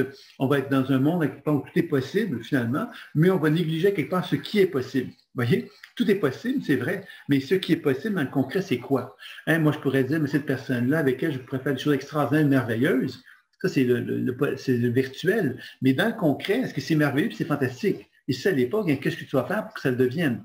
Donc, on doit comprendre aussi que des fois, on a une forme d'idéalisation de l'autre aussi qui va se faire à travers cette dynamique spirituelle, parce qu'on va lui attribuer à cette personne-là des attributs trop importants par rapport à ce qu'ils sont réellement.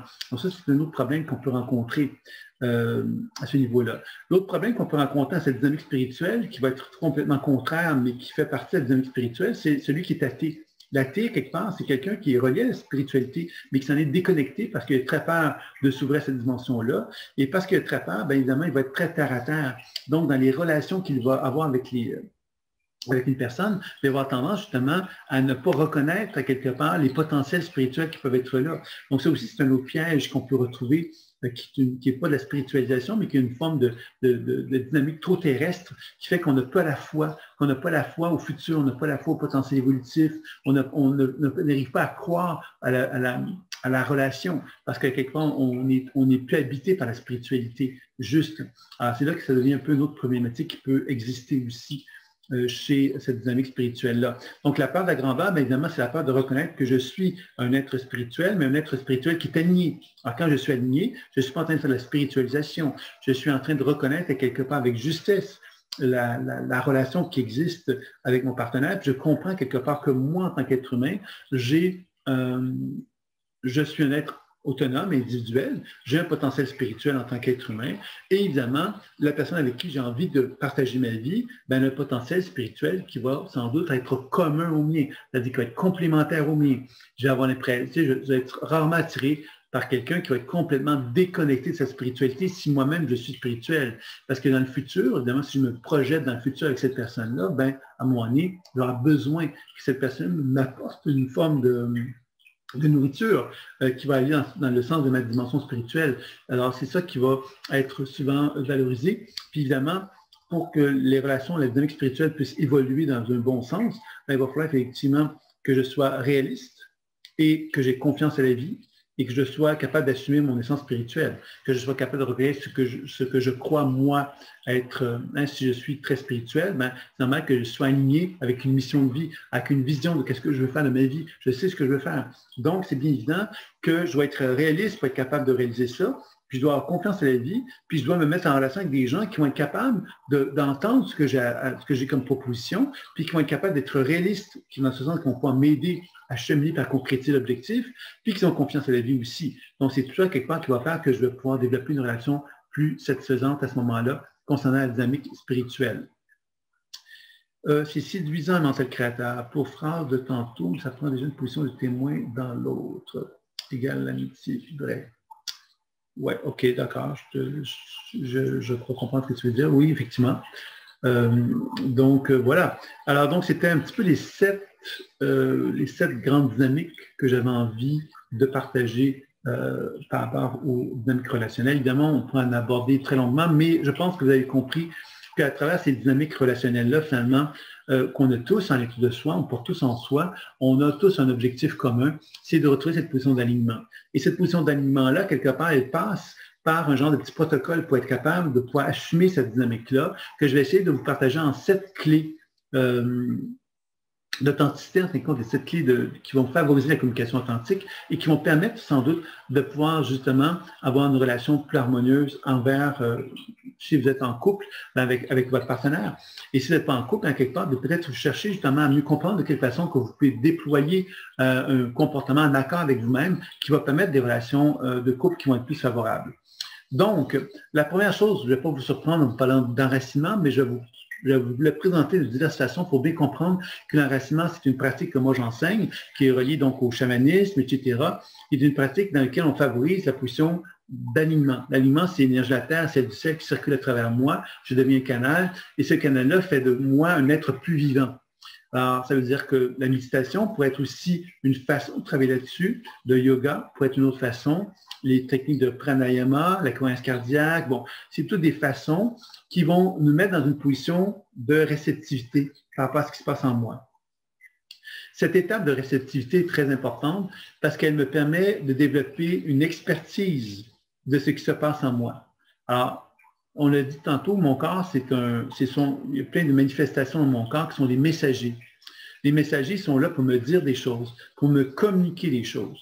Alors, si moi, je commence à comprendre que mon corps est un messager, ben, si je développe des techniques comme le racinement, la méditation, etc., qui vont me permettre d'être réceptif à ce qui se passe en moi, ben, je risque d'augmenter quelque part cette capacité que j'ai de développer la position de témoin. La position de témoin, c'est être capable de pouvoir observer quand dans moi, il y a des messages, des sensations et des mots qui se manifestent à moi et que je peux témoigner de ces informations qui sont en moi pour pouvoir ensuite éventuellement donc les partager.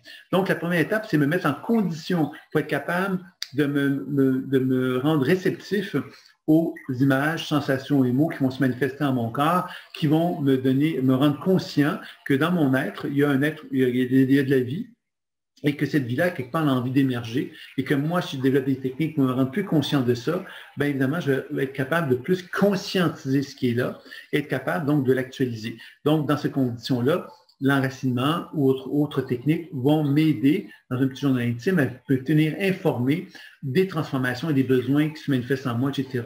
Le témoin va être à la deuxième étape qui va me permettre donc de témoigner, et là, c'est là que ça va être intéressant de noter dans un journal intime, de témoigner ce que je vis, ce que je ressens, ce que j'entends, ce que je vois à travers la vie, à travers ces moments où j'ai fait d'introspection autour de moi-même, c'est quoi qui se passe. Et à travers cette position de témoin, ce que je vais chercher à faire, c'est de reconnaître que j'ai des mots que je peux communiquer à quelqu'un et j'ai des actions que je peux faire parallèlement à ça. C'est-à-dire que l'important dans la position de témoin, c'est de reconnaître que je peux dire quelque chose à quelqu'un et que je peux agir en harmonie avec ce que j'ai dit. Et que dans cette position-là, ben, je suis en alignement avec mon être. Quand je suis capable de dire, ben, moi, j'ai dit ce que je fais, ben, quelque part, je suis en alignement avec mon être. Et cet alignement-là, dans les relations, c'est déjà énorme. Quand je suis capable d'être avec quelqu'un et d'être honnête avec cette personne-là, de lui dire ce que je veux, ce que je ne veux pas, et que je suis capable de faire aussi, de montrer quelque part que je ne suis pas simplement quelqu'un qui parle, mais qui fait aussi ce qu'il dit qu'il va faire, ben, quelque part, mon partenaire risque de développer une relation de confiance avec moi. Et c'est quand même l'objectif d'une relation amoureuse, c'est d'avoir cette confiance, une confiance qui va faire que deux êtres humains vont avoir envie d'être ensemble parce qu'ils vont se faire confiance mutuellement.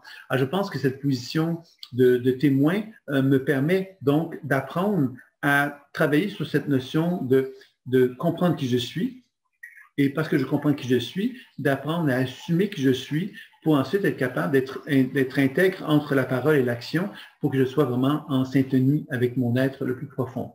Donc ça, c'était donc la deuxième étape que je crois qui est importante. Là, on va aborder maintenant des étapes qui vont nous mettre en évidence un petit peu le processus qui va faire qu'on va être capable de pouvoir donc mieux comprendre de quelle façon que je peux mieux communiquer ce que je vis avec mon partenaire. Et évidemment, vous allez reconnaître des éléments de communication non violente, par exemple, puisque c'est beaucoup relié à ça, mais aussi vous allez voir également que c'est des informations qui sont reliées également à comment je peux communiquer intuitivement, comment je peux développer quelque part ma lecture intuitive envers moi-même ou envers un partenaire à travers ces clés-là.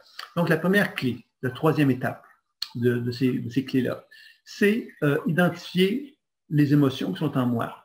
Alors, ça veut dire quoi? Je me suis donc mis dans une position d'enracinement, j'ai fait de la méditation, des choses comme ça, donc j'ai pu développer une introspective, une introspection intérieure qui a pu me permettre d'être témoin. Le témoin m'a pu me permettre donc de reconnaître que j'avais des sentiments, des mots, des sensations, quelque chose qui se passe en moi qui veut émerger. Et cette émergence-là va m'amener donc doucement à être capable d'identifier une émotion. L'émotion que je vais identifier, par exemple, ça peut être la tristesse, pour donner un exemple. Cette émotion de tristesse, c'est quoi son rôle? La première chose qu'il faut comprendre, c'est que l'émotion qui se manifeste à moi, elle est un messager qui est en train de me dire quelque chose. Alors, s'il s'agit de moi avec moi, ben, la tristesse me dit quelque chose me concernant, qui m'informe, je suis triste pour telle raison.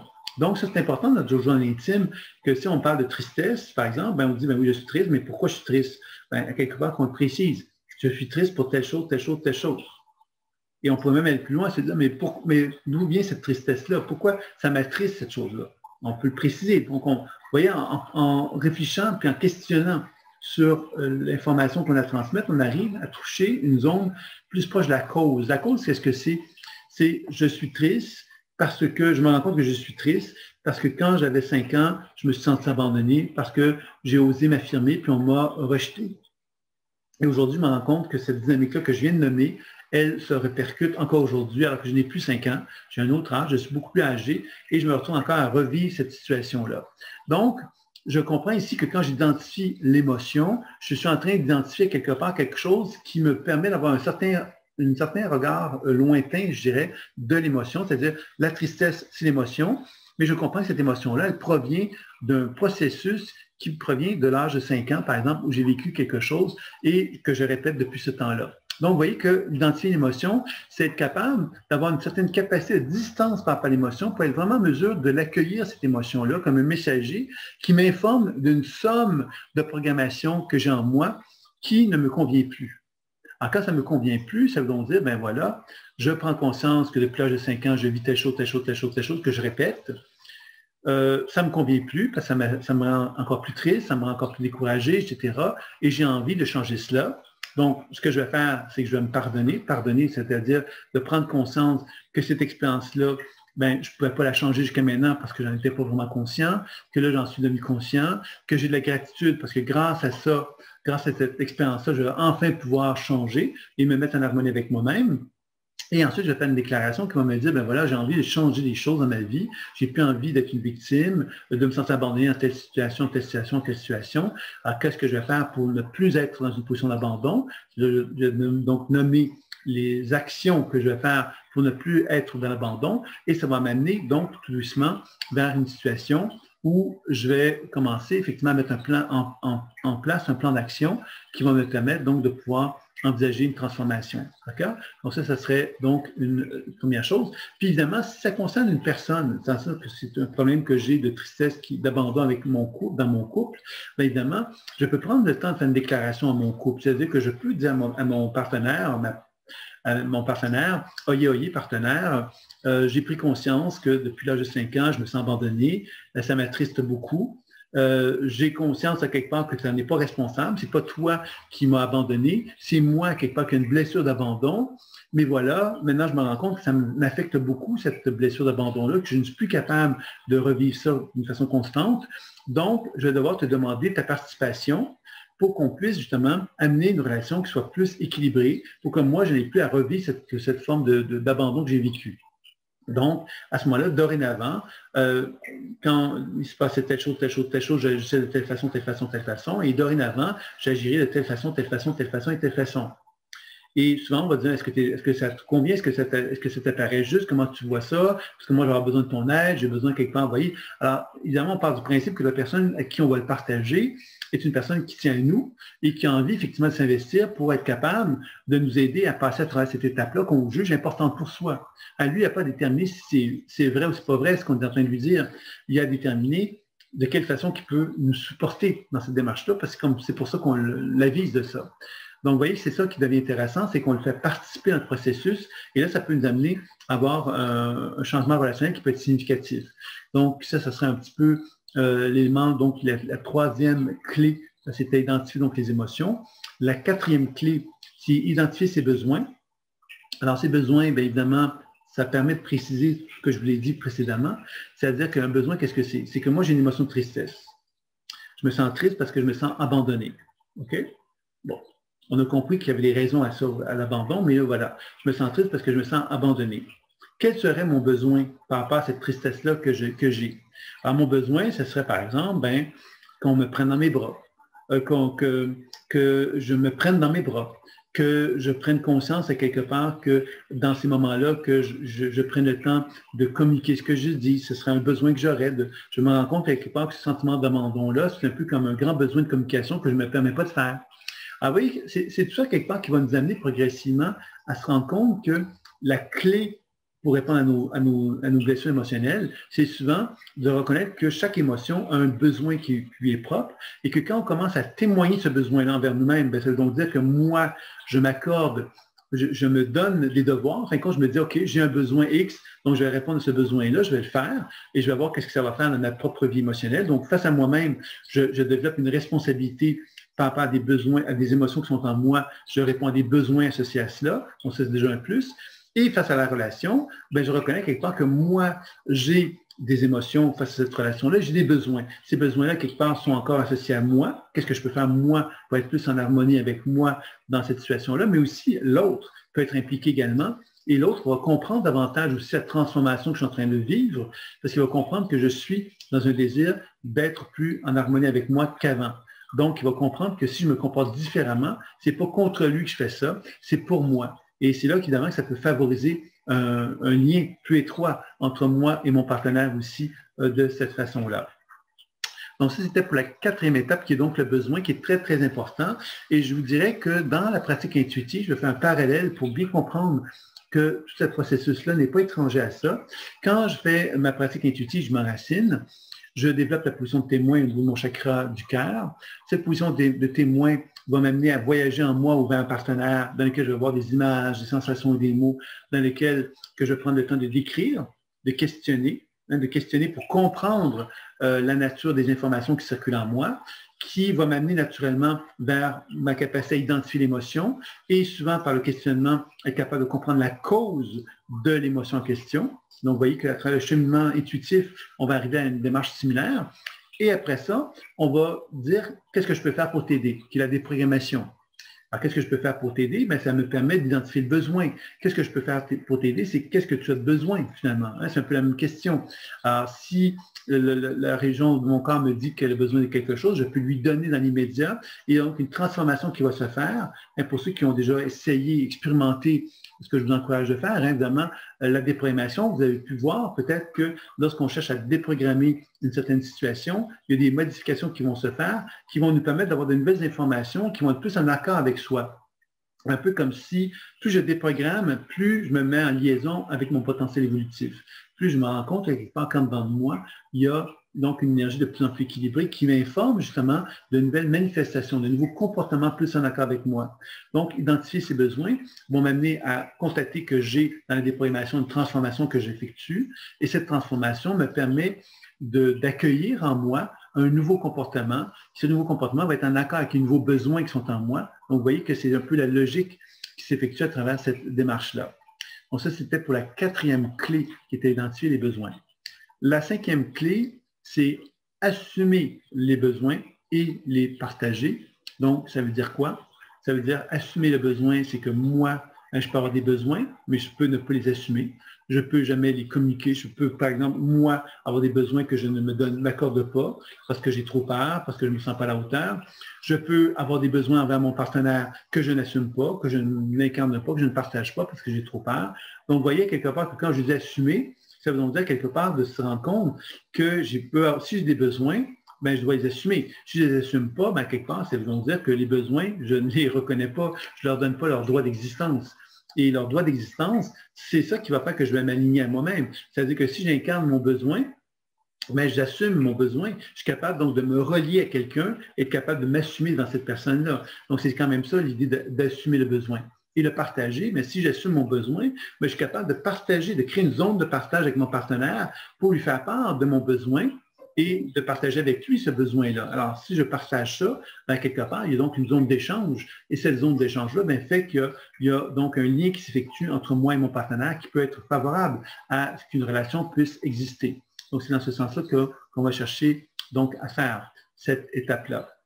Et ensuite, dans la sixième étape, bien évidemment, ça va être entente avec soi et les autres. C'est-à-dire que j'ai beau, moi, assumer un besoin et de le partager, bien évidemment, ce qu'on veut, ce qu'on fait ça habituellement, c'est qu'on veut que moi, je sois en harmonie avec moi, entente avec moi-même, et je veux avoir une entente avec l'autre. C'est-à-dire que l'autre personne me dit, OK, j'ai entendu ton besoin, je suis d'accord avec toi, pas de problème, on va travailler ensemble, on va arriver à être plus liés l'un à l'autre grâce à ça. Donc, ça va permettre une relation encore plus harmonieuse à prendre forme qui va nous donner l'opportunité de pouvoir justement sentir cette relation se construire sur des bases de plus en plus solides. La septième étape, c'est le suivi. Le suivi, évidemment, c'est pas parce que moi, j'ai une entente avec moi-même et mon partenaire une fois que je vais dire ben, tout est arrangé, tout est merveilleux, tout est fantastique, j'ai plus rien à faire. Ce serait dommage. Ça voudrait dire quelque part que j'oublierais que je pourrais donner à cette relation-là quelque chose qui serait dans la continuité. La continuité, c'est que, par exemple, je pourrais dire à cette personne-là, ben, regarde, on pourrait se rencontrer une fois par semaine pour faire le point dans la relation, ou je pourrais prendre le temps d'un petit journal intime dans lequel je prendrai le temps de voir comment les choses évoluent. Vous voyez, il y a plein de choses comme ça qui peuvent être faites, qui vont faire que la relation va pouvoir justement évoluer avec une volonté que moi j'ai d'assumer quelque part ce désir que j'ai d'évoluer et de faire en sorte que la relation puisse évoluer ici. Donc, quelque chose d'intéressant dans une démarche comme celle-là. Donc voilà, c'est un petit peu le contenu que j'avais à vous transmettre concernant la petite conférence, comment attirer à soi l'amour et développer une relation harmonieuse dans cette étape. Peut-être que vous avez des questions, des commentaires, des réflexions que vous auriez envie de me témoigner concernant ce qui a été dit aujourd'hui. S'il y a des choses que vous n'avez peut-être pas compris également, ou s'il y a des choses que vous aimeriez mieux comprendre, ou des éléments que je n'ai pas répondu que vous aimeriez à faire. Sophie qui me dit comment faire pour identifier ses besoins. La première chose, c'est que tu dois reconnaître, Sophie, que tu as des émotions. Parce que, par exemple, si tu te sens triste, c'est une émotion. Maintenant, cette émotion-là, quelque part, la question que tu dois te poser, c'est qu'est-ce que je peux faire pour ne plus être triste? C'est quoi mon besoin? Qu'est-ce que j'aurais besoin pour ne plus être triste? Il y a deux questions qui se posent quand tu poses cette question-là de besoin. C'est qu'est-ce que moi, je peux faire pour répondre à ce sentiment d'être abandonné? Qu'est-ce que moi, je peux faire pour me sentir moins abandonné, moi avec moi? Et ensuite, qu'est-ce que je peux solliciter de mon entourage pour me sentir moins abandonné? Alors, ces deux questions importantes. La première, c'est qu'elle me donne du pouvoir, parce que quand moi, je me donne le droit d'assumer que je peux faire quelque chose pour moi, pour me sentir moins abandonné, ça veut donc dire que je me donne du pouvoir. Ça veut donc dire quelque part que j'assume que moi, en tant qu'individu, je ne suis pas simplement en attente de mon entourage. Je peux vraiment faire des changements qui vont, moi, m'amener à être plus solide, plus forte, etc. Donc ça, c'est un élément important. Le deuxième, évidemment, c'est que si je commence à solliciter mon entourage pour lui demander, lui faire part que j'ai des besoins auxquels j'aimerais être répondu, bien, ça implique évidemment que je ne sois pas en train de le pointer du doigt, de le responsabiliser, de le rendre coupable. Je dois reconnaître que je suis dans une position où je dois lui pardonner, qu'il n'ait pas su me donner ce dont j'avais besoin. Pourquoi? Parce que je n'ai pas su, moi, lui communiquer. Donc, ça, c'est important de bien comprendre ça. Et la gratitude, c'est toujours important de dire à quelqu'un, tu sais combien je t'aime, tu sais que je t'aime, tu sais que j'apprécie beaucoup qui tu es, j'ai envie de te faire part de quelque chose qui est profond en moi, qui est important en moi, que je veux partager avec toi parce que je considère que tu es quelqu'un d'important pour moi. Et ce que je vis, c'est que je me sens abandonné. C'est pas à cause de toi. Je prends conscience que j'ai une responsabilité, que j'ai pas su communiquer, que j'ai pas su partager ce que je vivais. Aujourd'hui, effectivement, je me sens mal par rapport à ça, mais j'ai envie que ça change. Et parce que j'ai envie que ça change, ben moi, de mon côté, je vais faire telle chose, telle chose, telle chose pour ne plus reproduire ces erreurs-là que j'ai pu commettre dans le passé. Puis moi, évidemment, ce que j'aurais envie de te demander, c'est peut-être de répondre à certains besoins que j'ai aussi, qui sont nouveaux. C'est des besoins que je n'avais pas avant. C'est des besoins qui sont nouveaux parce que je n'avais pas compris quelque part tout ça. Et là, je le comprends, puis j'aurais peut-être besoin de ton aide pour pouvoir m'aider dans ce chemin-là. Alors, vous voyez que c'est comme ça que ça pourrait être fait, Sophie. Je ne sais pas si ça t'aide à comprendre un peu ce qui pourrait être possible. Marie qui dit commencer par moins toujours répondre à ceux des autres femmes, on mélange souvent. Oui, bien sûr que c'est, en fin de compte, tu vois, cette position de verticalité, quelque part, nous ramène finalement, c'est d'autres que tu dis, commencer par moins répondre aux demandes des autres. Puis, moi, ce que je te dirais quelque part, c'est que dans la position de verticalité, c'est de reconnaître, par exemple, que moi, par exemple, j'aime aider les autres. J'aime faire des choses pour les autres, OK? C'est quelque chose que je dois reconnaître. Alors, si moi, j'aime faire des choses pour les autres, ben, ça me fait plaisir. Donc, je ne peux pas reprocher à quelqu'un de dire, ben, tu profites de moi. Ben non, moi, j'aime à quelque part servir l'autre personne.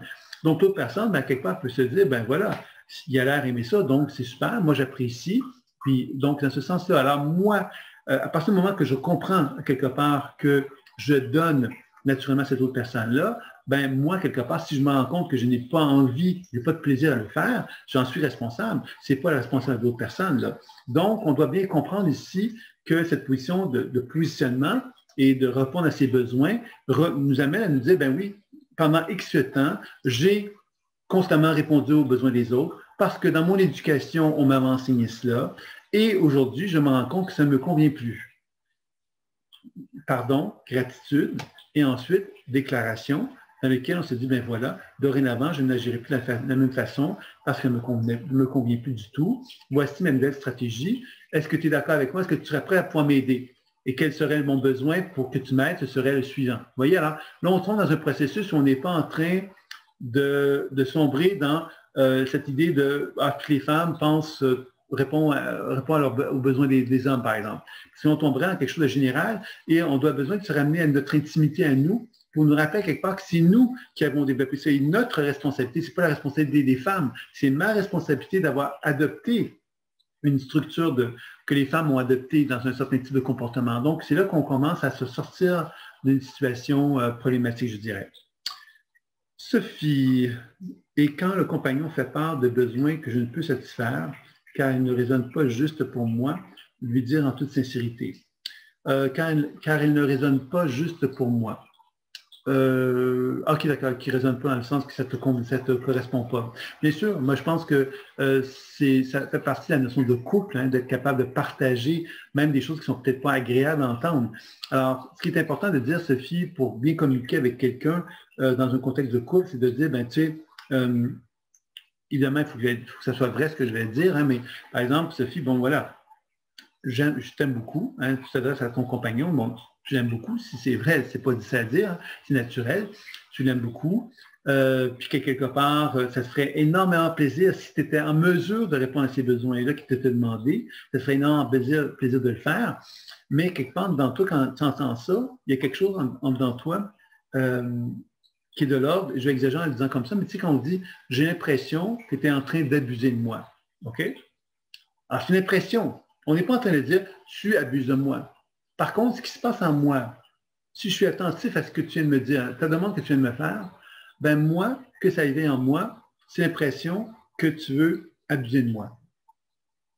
Et je sais quelque part que ça m'appartient ce que je viens de te dire, mais tu comprends sans doute que c'est pour cette raison-là que je ne me sens pas à l'aise avec ta demande, parce que moi, j'ai besoin, et c'est là que c'est important, Sophie. Quel est ton besoin? À partir du moment que lui te fait une proposition et que toi, ça ne résonne pas en toi, quel est le besoin que tu as pour que lui comprenne à quelque part ce dont tu as besoin pour te sentir dans une position d'harmonie. Alors lui, il peut te faire une proposition, tu peux dire non, ça ne te convient pas, mais qu'est-ce que tu fais, toi? Tu pourrais lui revenir avec une proposition qui pourrait lui convenir, qui serait plus en accord avec toi. Donc oui, il te dit qu'il te fait part d'un besoin que tu ne peux pas satisfaire parce que ça ne résonne pas en toi, mais toi, tu peux lui dire, ben oui, moi, je peux proposer une autre proposition, un autre besoin que moi j'aurais dans la relation qui pourrait te plaire et qui pourrait me plaire aussi. Donc, à ce moment-là, on est dans une position de négociation qui va nous amener vers une entente. L'objectif, c'est l'entente. Et si l'entente est établie, qu'est-ce que ça fait? Ça veut dire qu'on est deux personnes qui se tiennent par la main et qui sont en collaboration. Si on n'arrive pas à ça, il y a une impasse. Et l'impasse, bien évidemment, bon, elle peut être plusieurs niveaux. Puis c'est certain que cette impasse-là, bon, ben, quelque part, ça existe dans les couples. On ne peut pas parvenir tout le temps à s'entendre dans tout. Mais je pense que si c'est quelque chose d'important, ben, quelque part, il faut en discuter. Il faut trouver. Et c'est là qu'on c'est important de répondre à ses besoins. Parce que moi, je parle des émotions, par exemple, d'injustice, de colère, etc. Mais quelque part, mon besoin me donne quoi? Me donne une information qui est reliée à une solution. Hein, je peux dire à quelqu'un, je suis en colère contre toi. OK, tu es en colère contre moi. OK. Ce n'est pas une solution. Cette colère-là, quelque part, c'est un état. Et cet état-là, quelque part, il va durer combien de temps? Tu vas faire quoi avec? Alors, la colère, c'est un message, c'est le messager. Et le besoin, c'est la solution. La solution, c'est je suis en colère contre toi parce que quelque part, je ne me sens pas apprécié par toi. Et mon besoin, c'est qu'on se puisse finalement avoir des moments romantiques régulièrement pour se sentir plus proche. Je donne un exemple caricatural en disant comme ça, mais pour faire comprendre évidemment cette idée qu'on apprend de cette façon-là à affirmer plus clairement notre échange avec notre partenaire.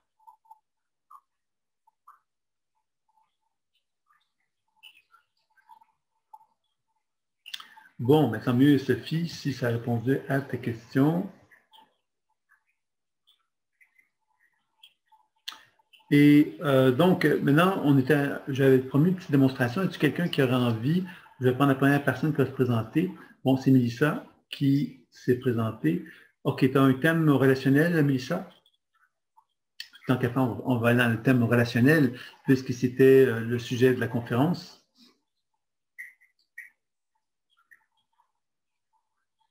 OK, moi, j'ai essayé de voir un petit peu au niveau relationnel, Mélissa, pour aller dans le sens de la conférence, tout simplement.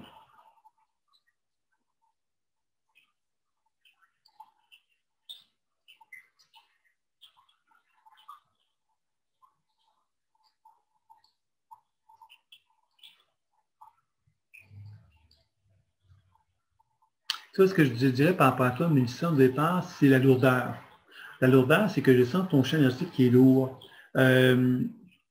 Cette lourdeur-là, finalement, tu sais, c'est quand on parle, tantôt, je regardais les relations, puis je ne dis pas que c'est une relation amoureuse dont on va parler, mais c'est quelque chose au niveau de la relation qui est là-dedans. Tu sais, quand on est dans une relation, la dynamique résistante pourrait être une voie de ce que je te décris, c'est que la lourdeur dont je te parle, c'est un peu comme l'impression, finalement, de devoir se conformer à quelqu'un, à une dynamique. Quelqu'un, quelque chose, se conformer. Et quand on se conforme, on devient finalement prisonnière. Parce que la conformité, c'est que moi, je me conforme à quelqu'un qui a une autorité sur moi, par exemple, et cette autorité fait que je suis obligé de devoir être en harmonie avec cette personne-là.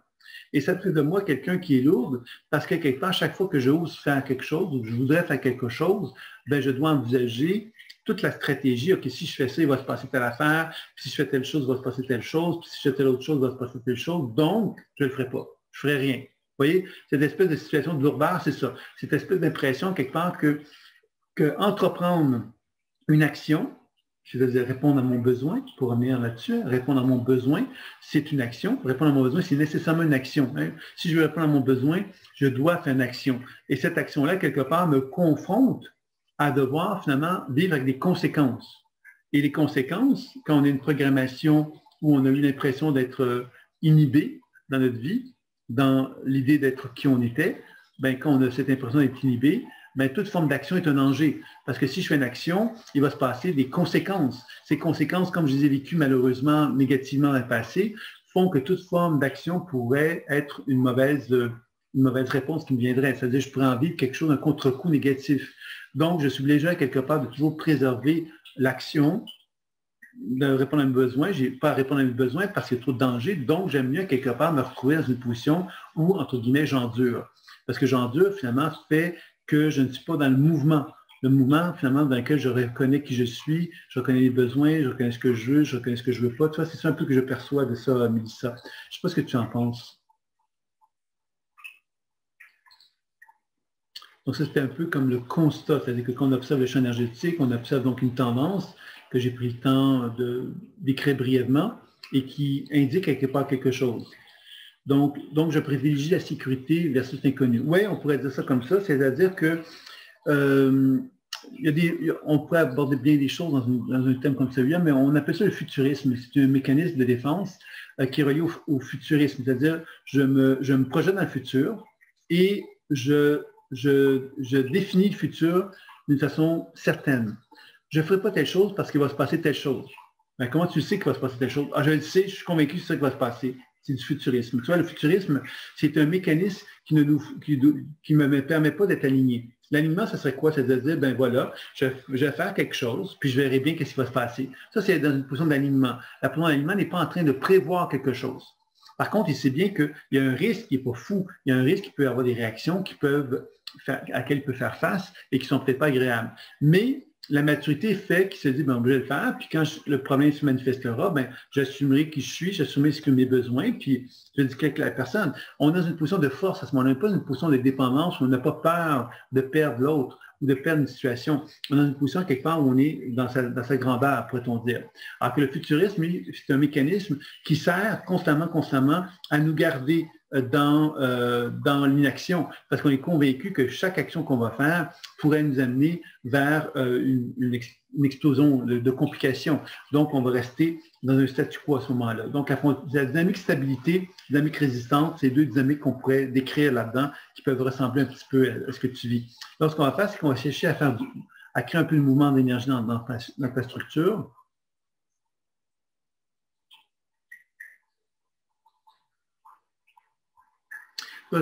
Naturel, c'est un peu comme envoyer de la légèreté. C'est comme si tu me demandais la légèreté. Tu vois, donc cette lourdeur-là est vraiment présente.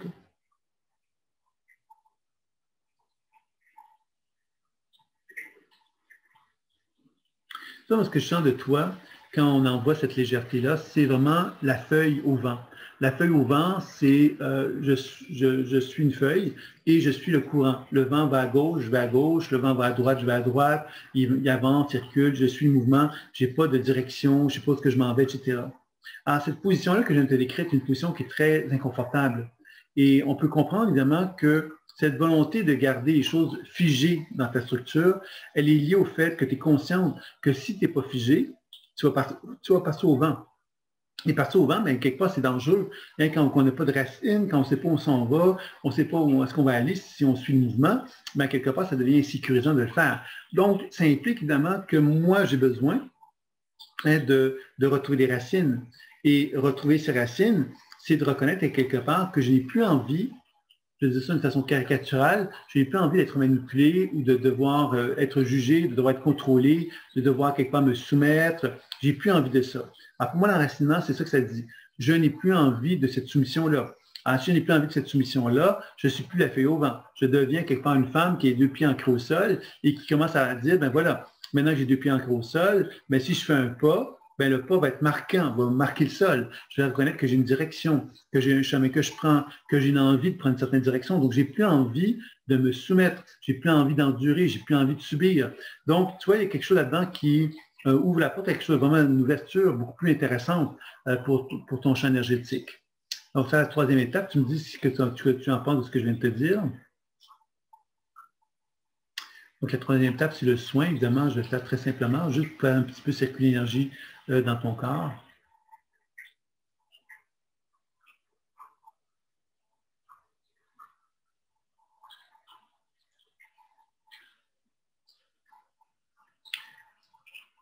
Donc, la feuille au vent serait la posture idéale. Non, non, pas du tout. La feuille au vent est une... Toi, je vais dire ça comme ceci. Tu es écrasé actuellement parce que tu es une feuille au vent et que tu le sais. Et comme tu ne veux pas te laisser aller dans cette feuille au vent-là, tu t'écrases. Sauf que quand on remet le mouvement dans ton énergie, tu deviens une feuille au vent. Donc, tu deviens ce que tu es. Mais cette feuille au vent-là, elle a besoin quelque part de retrouver une position de stabilité d'ancrage. C'est-à-dire que la 3e étape thérapeutique, c'est que la feuille au vent a besoin de trouver des racines. Et quand tu trouves des racines, là, on observe un comportement bien différent, qui est la position idéale, pour répondre à tes questions, qui est la femme qui dit non, ça suffit. Non, moi, je n'accepte plus à quelque part de mettre de l'eau dans mon vin, comme ça je pourrais le dire, de faire des efforts, de tenter l'harmonie, de chercher toujours à trouver des positions d'équilibre autour de moi. J'en ai marre.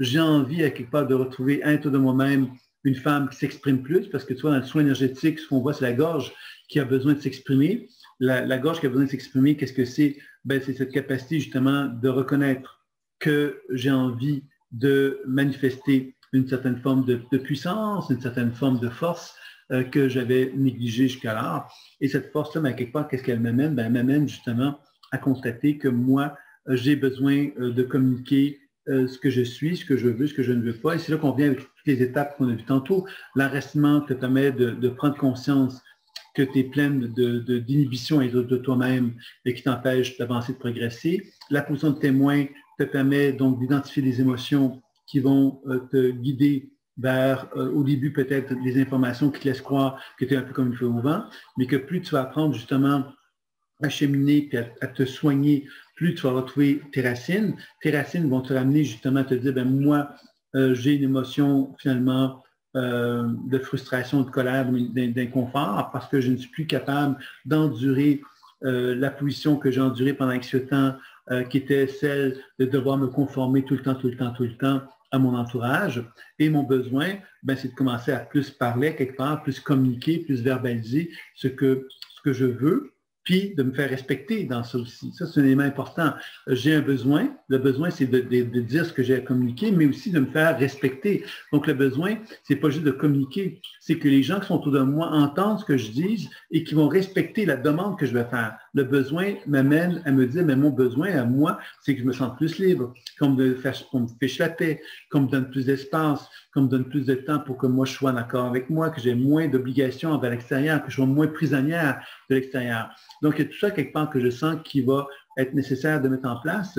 et qui va t'amener donc à assumer ce besoin-là, qui est le besoin de liberté fondamentalement, dans lequel tu vas reconnaître que tu n'es plus envie d'être la petite fille, que tu as envie d'être la femme et que la femme a envie quelque part de reconnaître ses besoins et que les autres reconnaissent ses besoins aussi et qu'elle puisse donc partager son besoin d'être une femme qui est capable d'assumer qui elle est et que par la suite, elle puisse arriver à avoir une entente avec elle-même et avec les autres pour pouvoir justement faire un suivi qui va lui permettre de cheminer dans cette direction-là. Je ne sais pas si tu me suis par rapport à ça, Mélissa.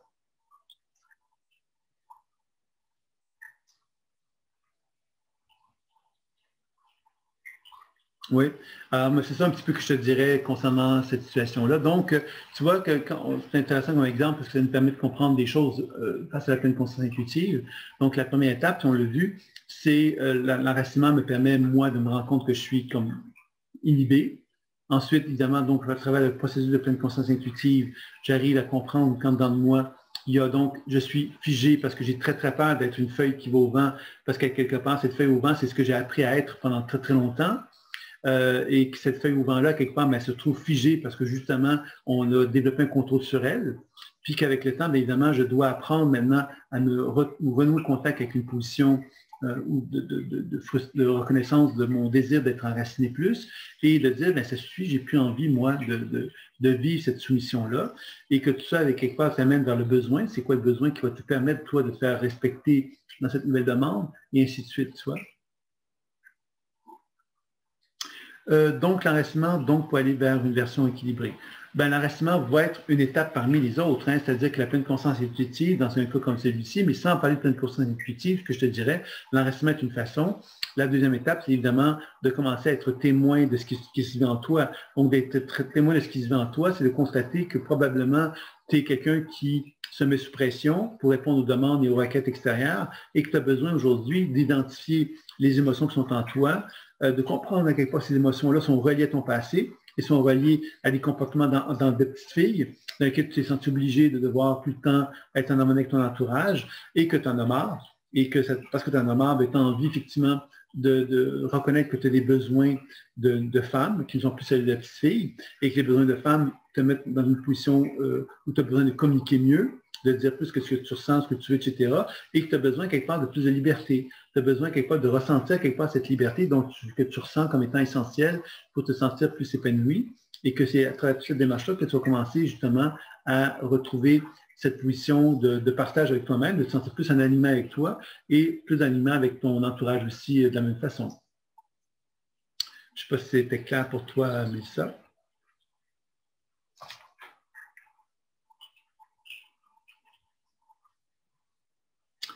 Oui, bon, ben c'est bien. Alors, c'est un petit peu l'exemple que je voulais te donner un peu pour montrer un petit peu comment ça fonctionne au niveau des dynamiques relationnelles. On n'a pas abordé la relation comme telle avec une autre personne, mais ça aurait pu se faire. Vous savez que dans la pleine conscience intuitive, ça m'arrive régulièrement d'avoir des gens qui disent, bon, ben, peux-tu regarder la relation que j'ai avec telle personne? Et on garde l'échange qui existe entre deux personnes. C'est quelque chose qui peut se faire assez facilement. Donc, qui se fait à travers justement cette logique qu'on a vue au niveau des chakras, c'est-à-dire qu'on voit l'échange énergétique entre deux personnes au niveau des chakras, qui vont faire qu'on va comprendre qu'il y a une genre de dynamique qui s'est installée entre deux personnes. Et en interagissant avec cette dynamique-là, on peut voir le potentiel évolutif qui peut s'opérer entre les deux personnes. Donc, vous voyez, c'est un peu le principe là, qui est possible de mettre en application au niveau de la pleine conscience intuitive. Donc, moi, j'aurais pas mal terminé. Je ne sais pas si y aurait des questions, des commentaires avant de terminer cette animation, cette conférence. N'hésitez pas. S'il y a des commentaires et questions.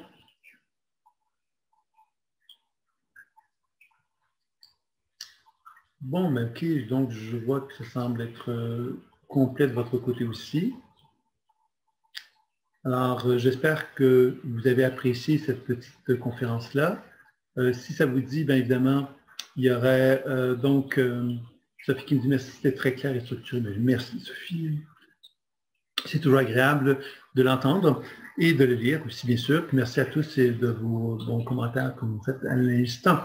Donc, vous savez aussi qu'il y a un programme qui s'appelle Harmonie des émotions, équilibre des relations, qui est une continuité de cette conférence-là. Si vous avez envie d'aller aborder un peu plus, je vous avais envoyé un lien dans le mail précédent. Et il y aura donc d'autres enseignements qui seront proposés aussi, des petits enseignements comme des grands. J'essaie de proposer pour toutes les bourses aussi. Donc, ici, les commentaires, des questions, des interrogations ou des souhaits, ben, vous me le faites part, puis ça me fera plaisir donc de vous lire. Donc voilà, alors je vais donc m'arrêter ici. J'espère que vous avez donc eu du plaisir à partager avec moi. Et évidemment, ben, ce sera un prochain rendez-vous. Le prochain rendez-vous, c'est un webinaire. Je vais vous envoyer une invitation. Ça sera à la fin février, donc pour le webinaire du mois dans lequel je prends le temps d'un petit peu écouter vos commentaires sur la pratique de la pleine conscience intuitive et aussi pour les gens qui ont des demandes, des questions sur leur vie personnelle. Je prends le temps d'y répondre aussi à ce moment-là pour ceux qui sont intéressés à le faire. Donc, je vous souhaite une très belle fin de soirée, une très belle fin d'après-midi pour ceux du Québec et je vous dis donc à très bientôt pour une prochaine fois. Au revoir et bonsoir à tous et bonjour à tous. Merci d'avoir été présents et je vous dis à très bientôt pour une prochaine fois. Au revoir.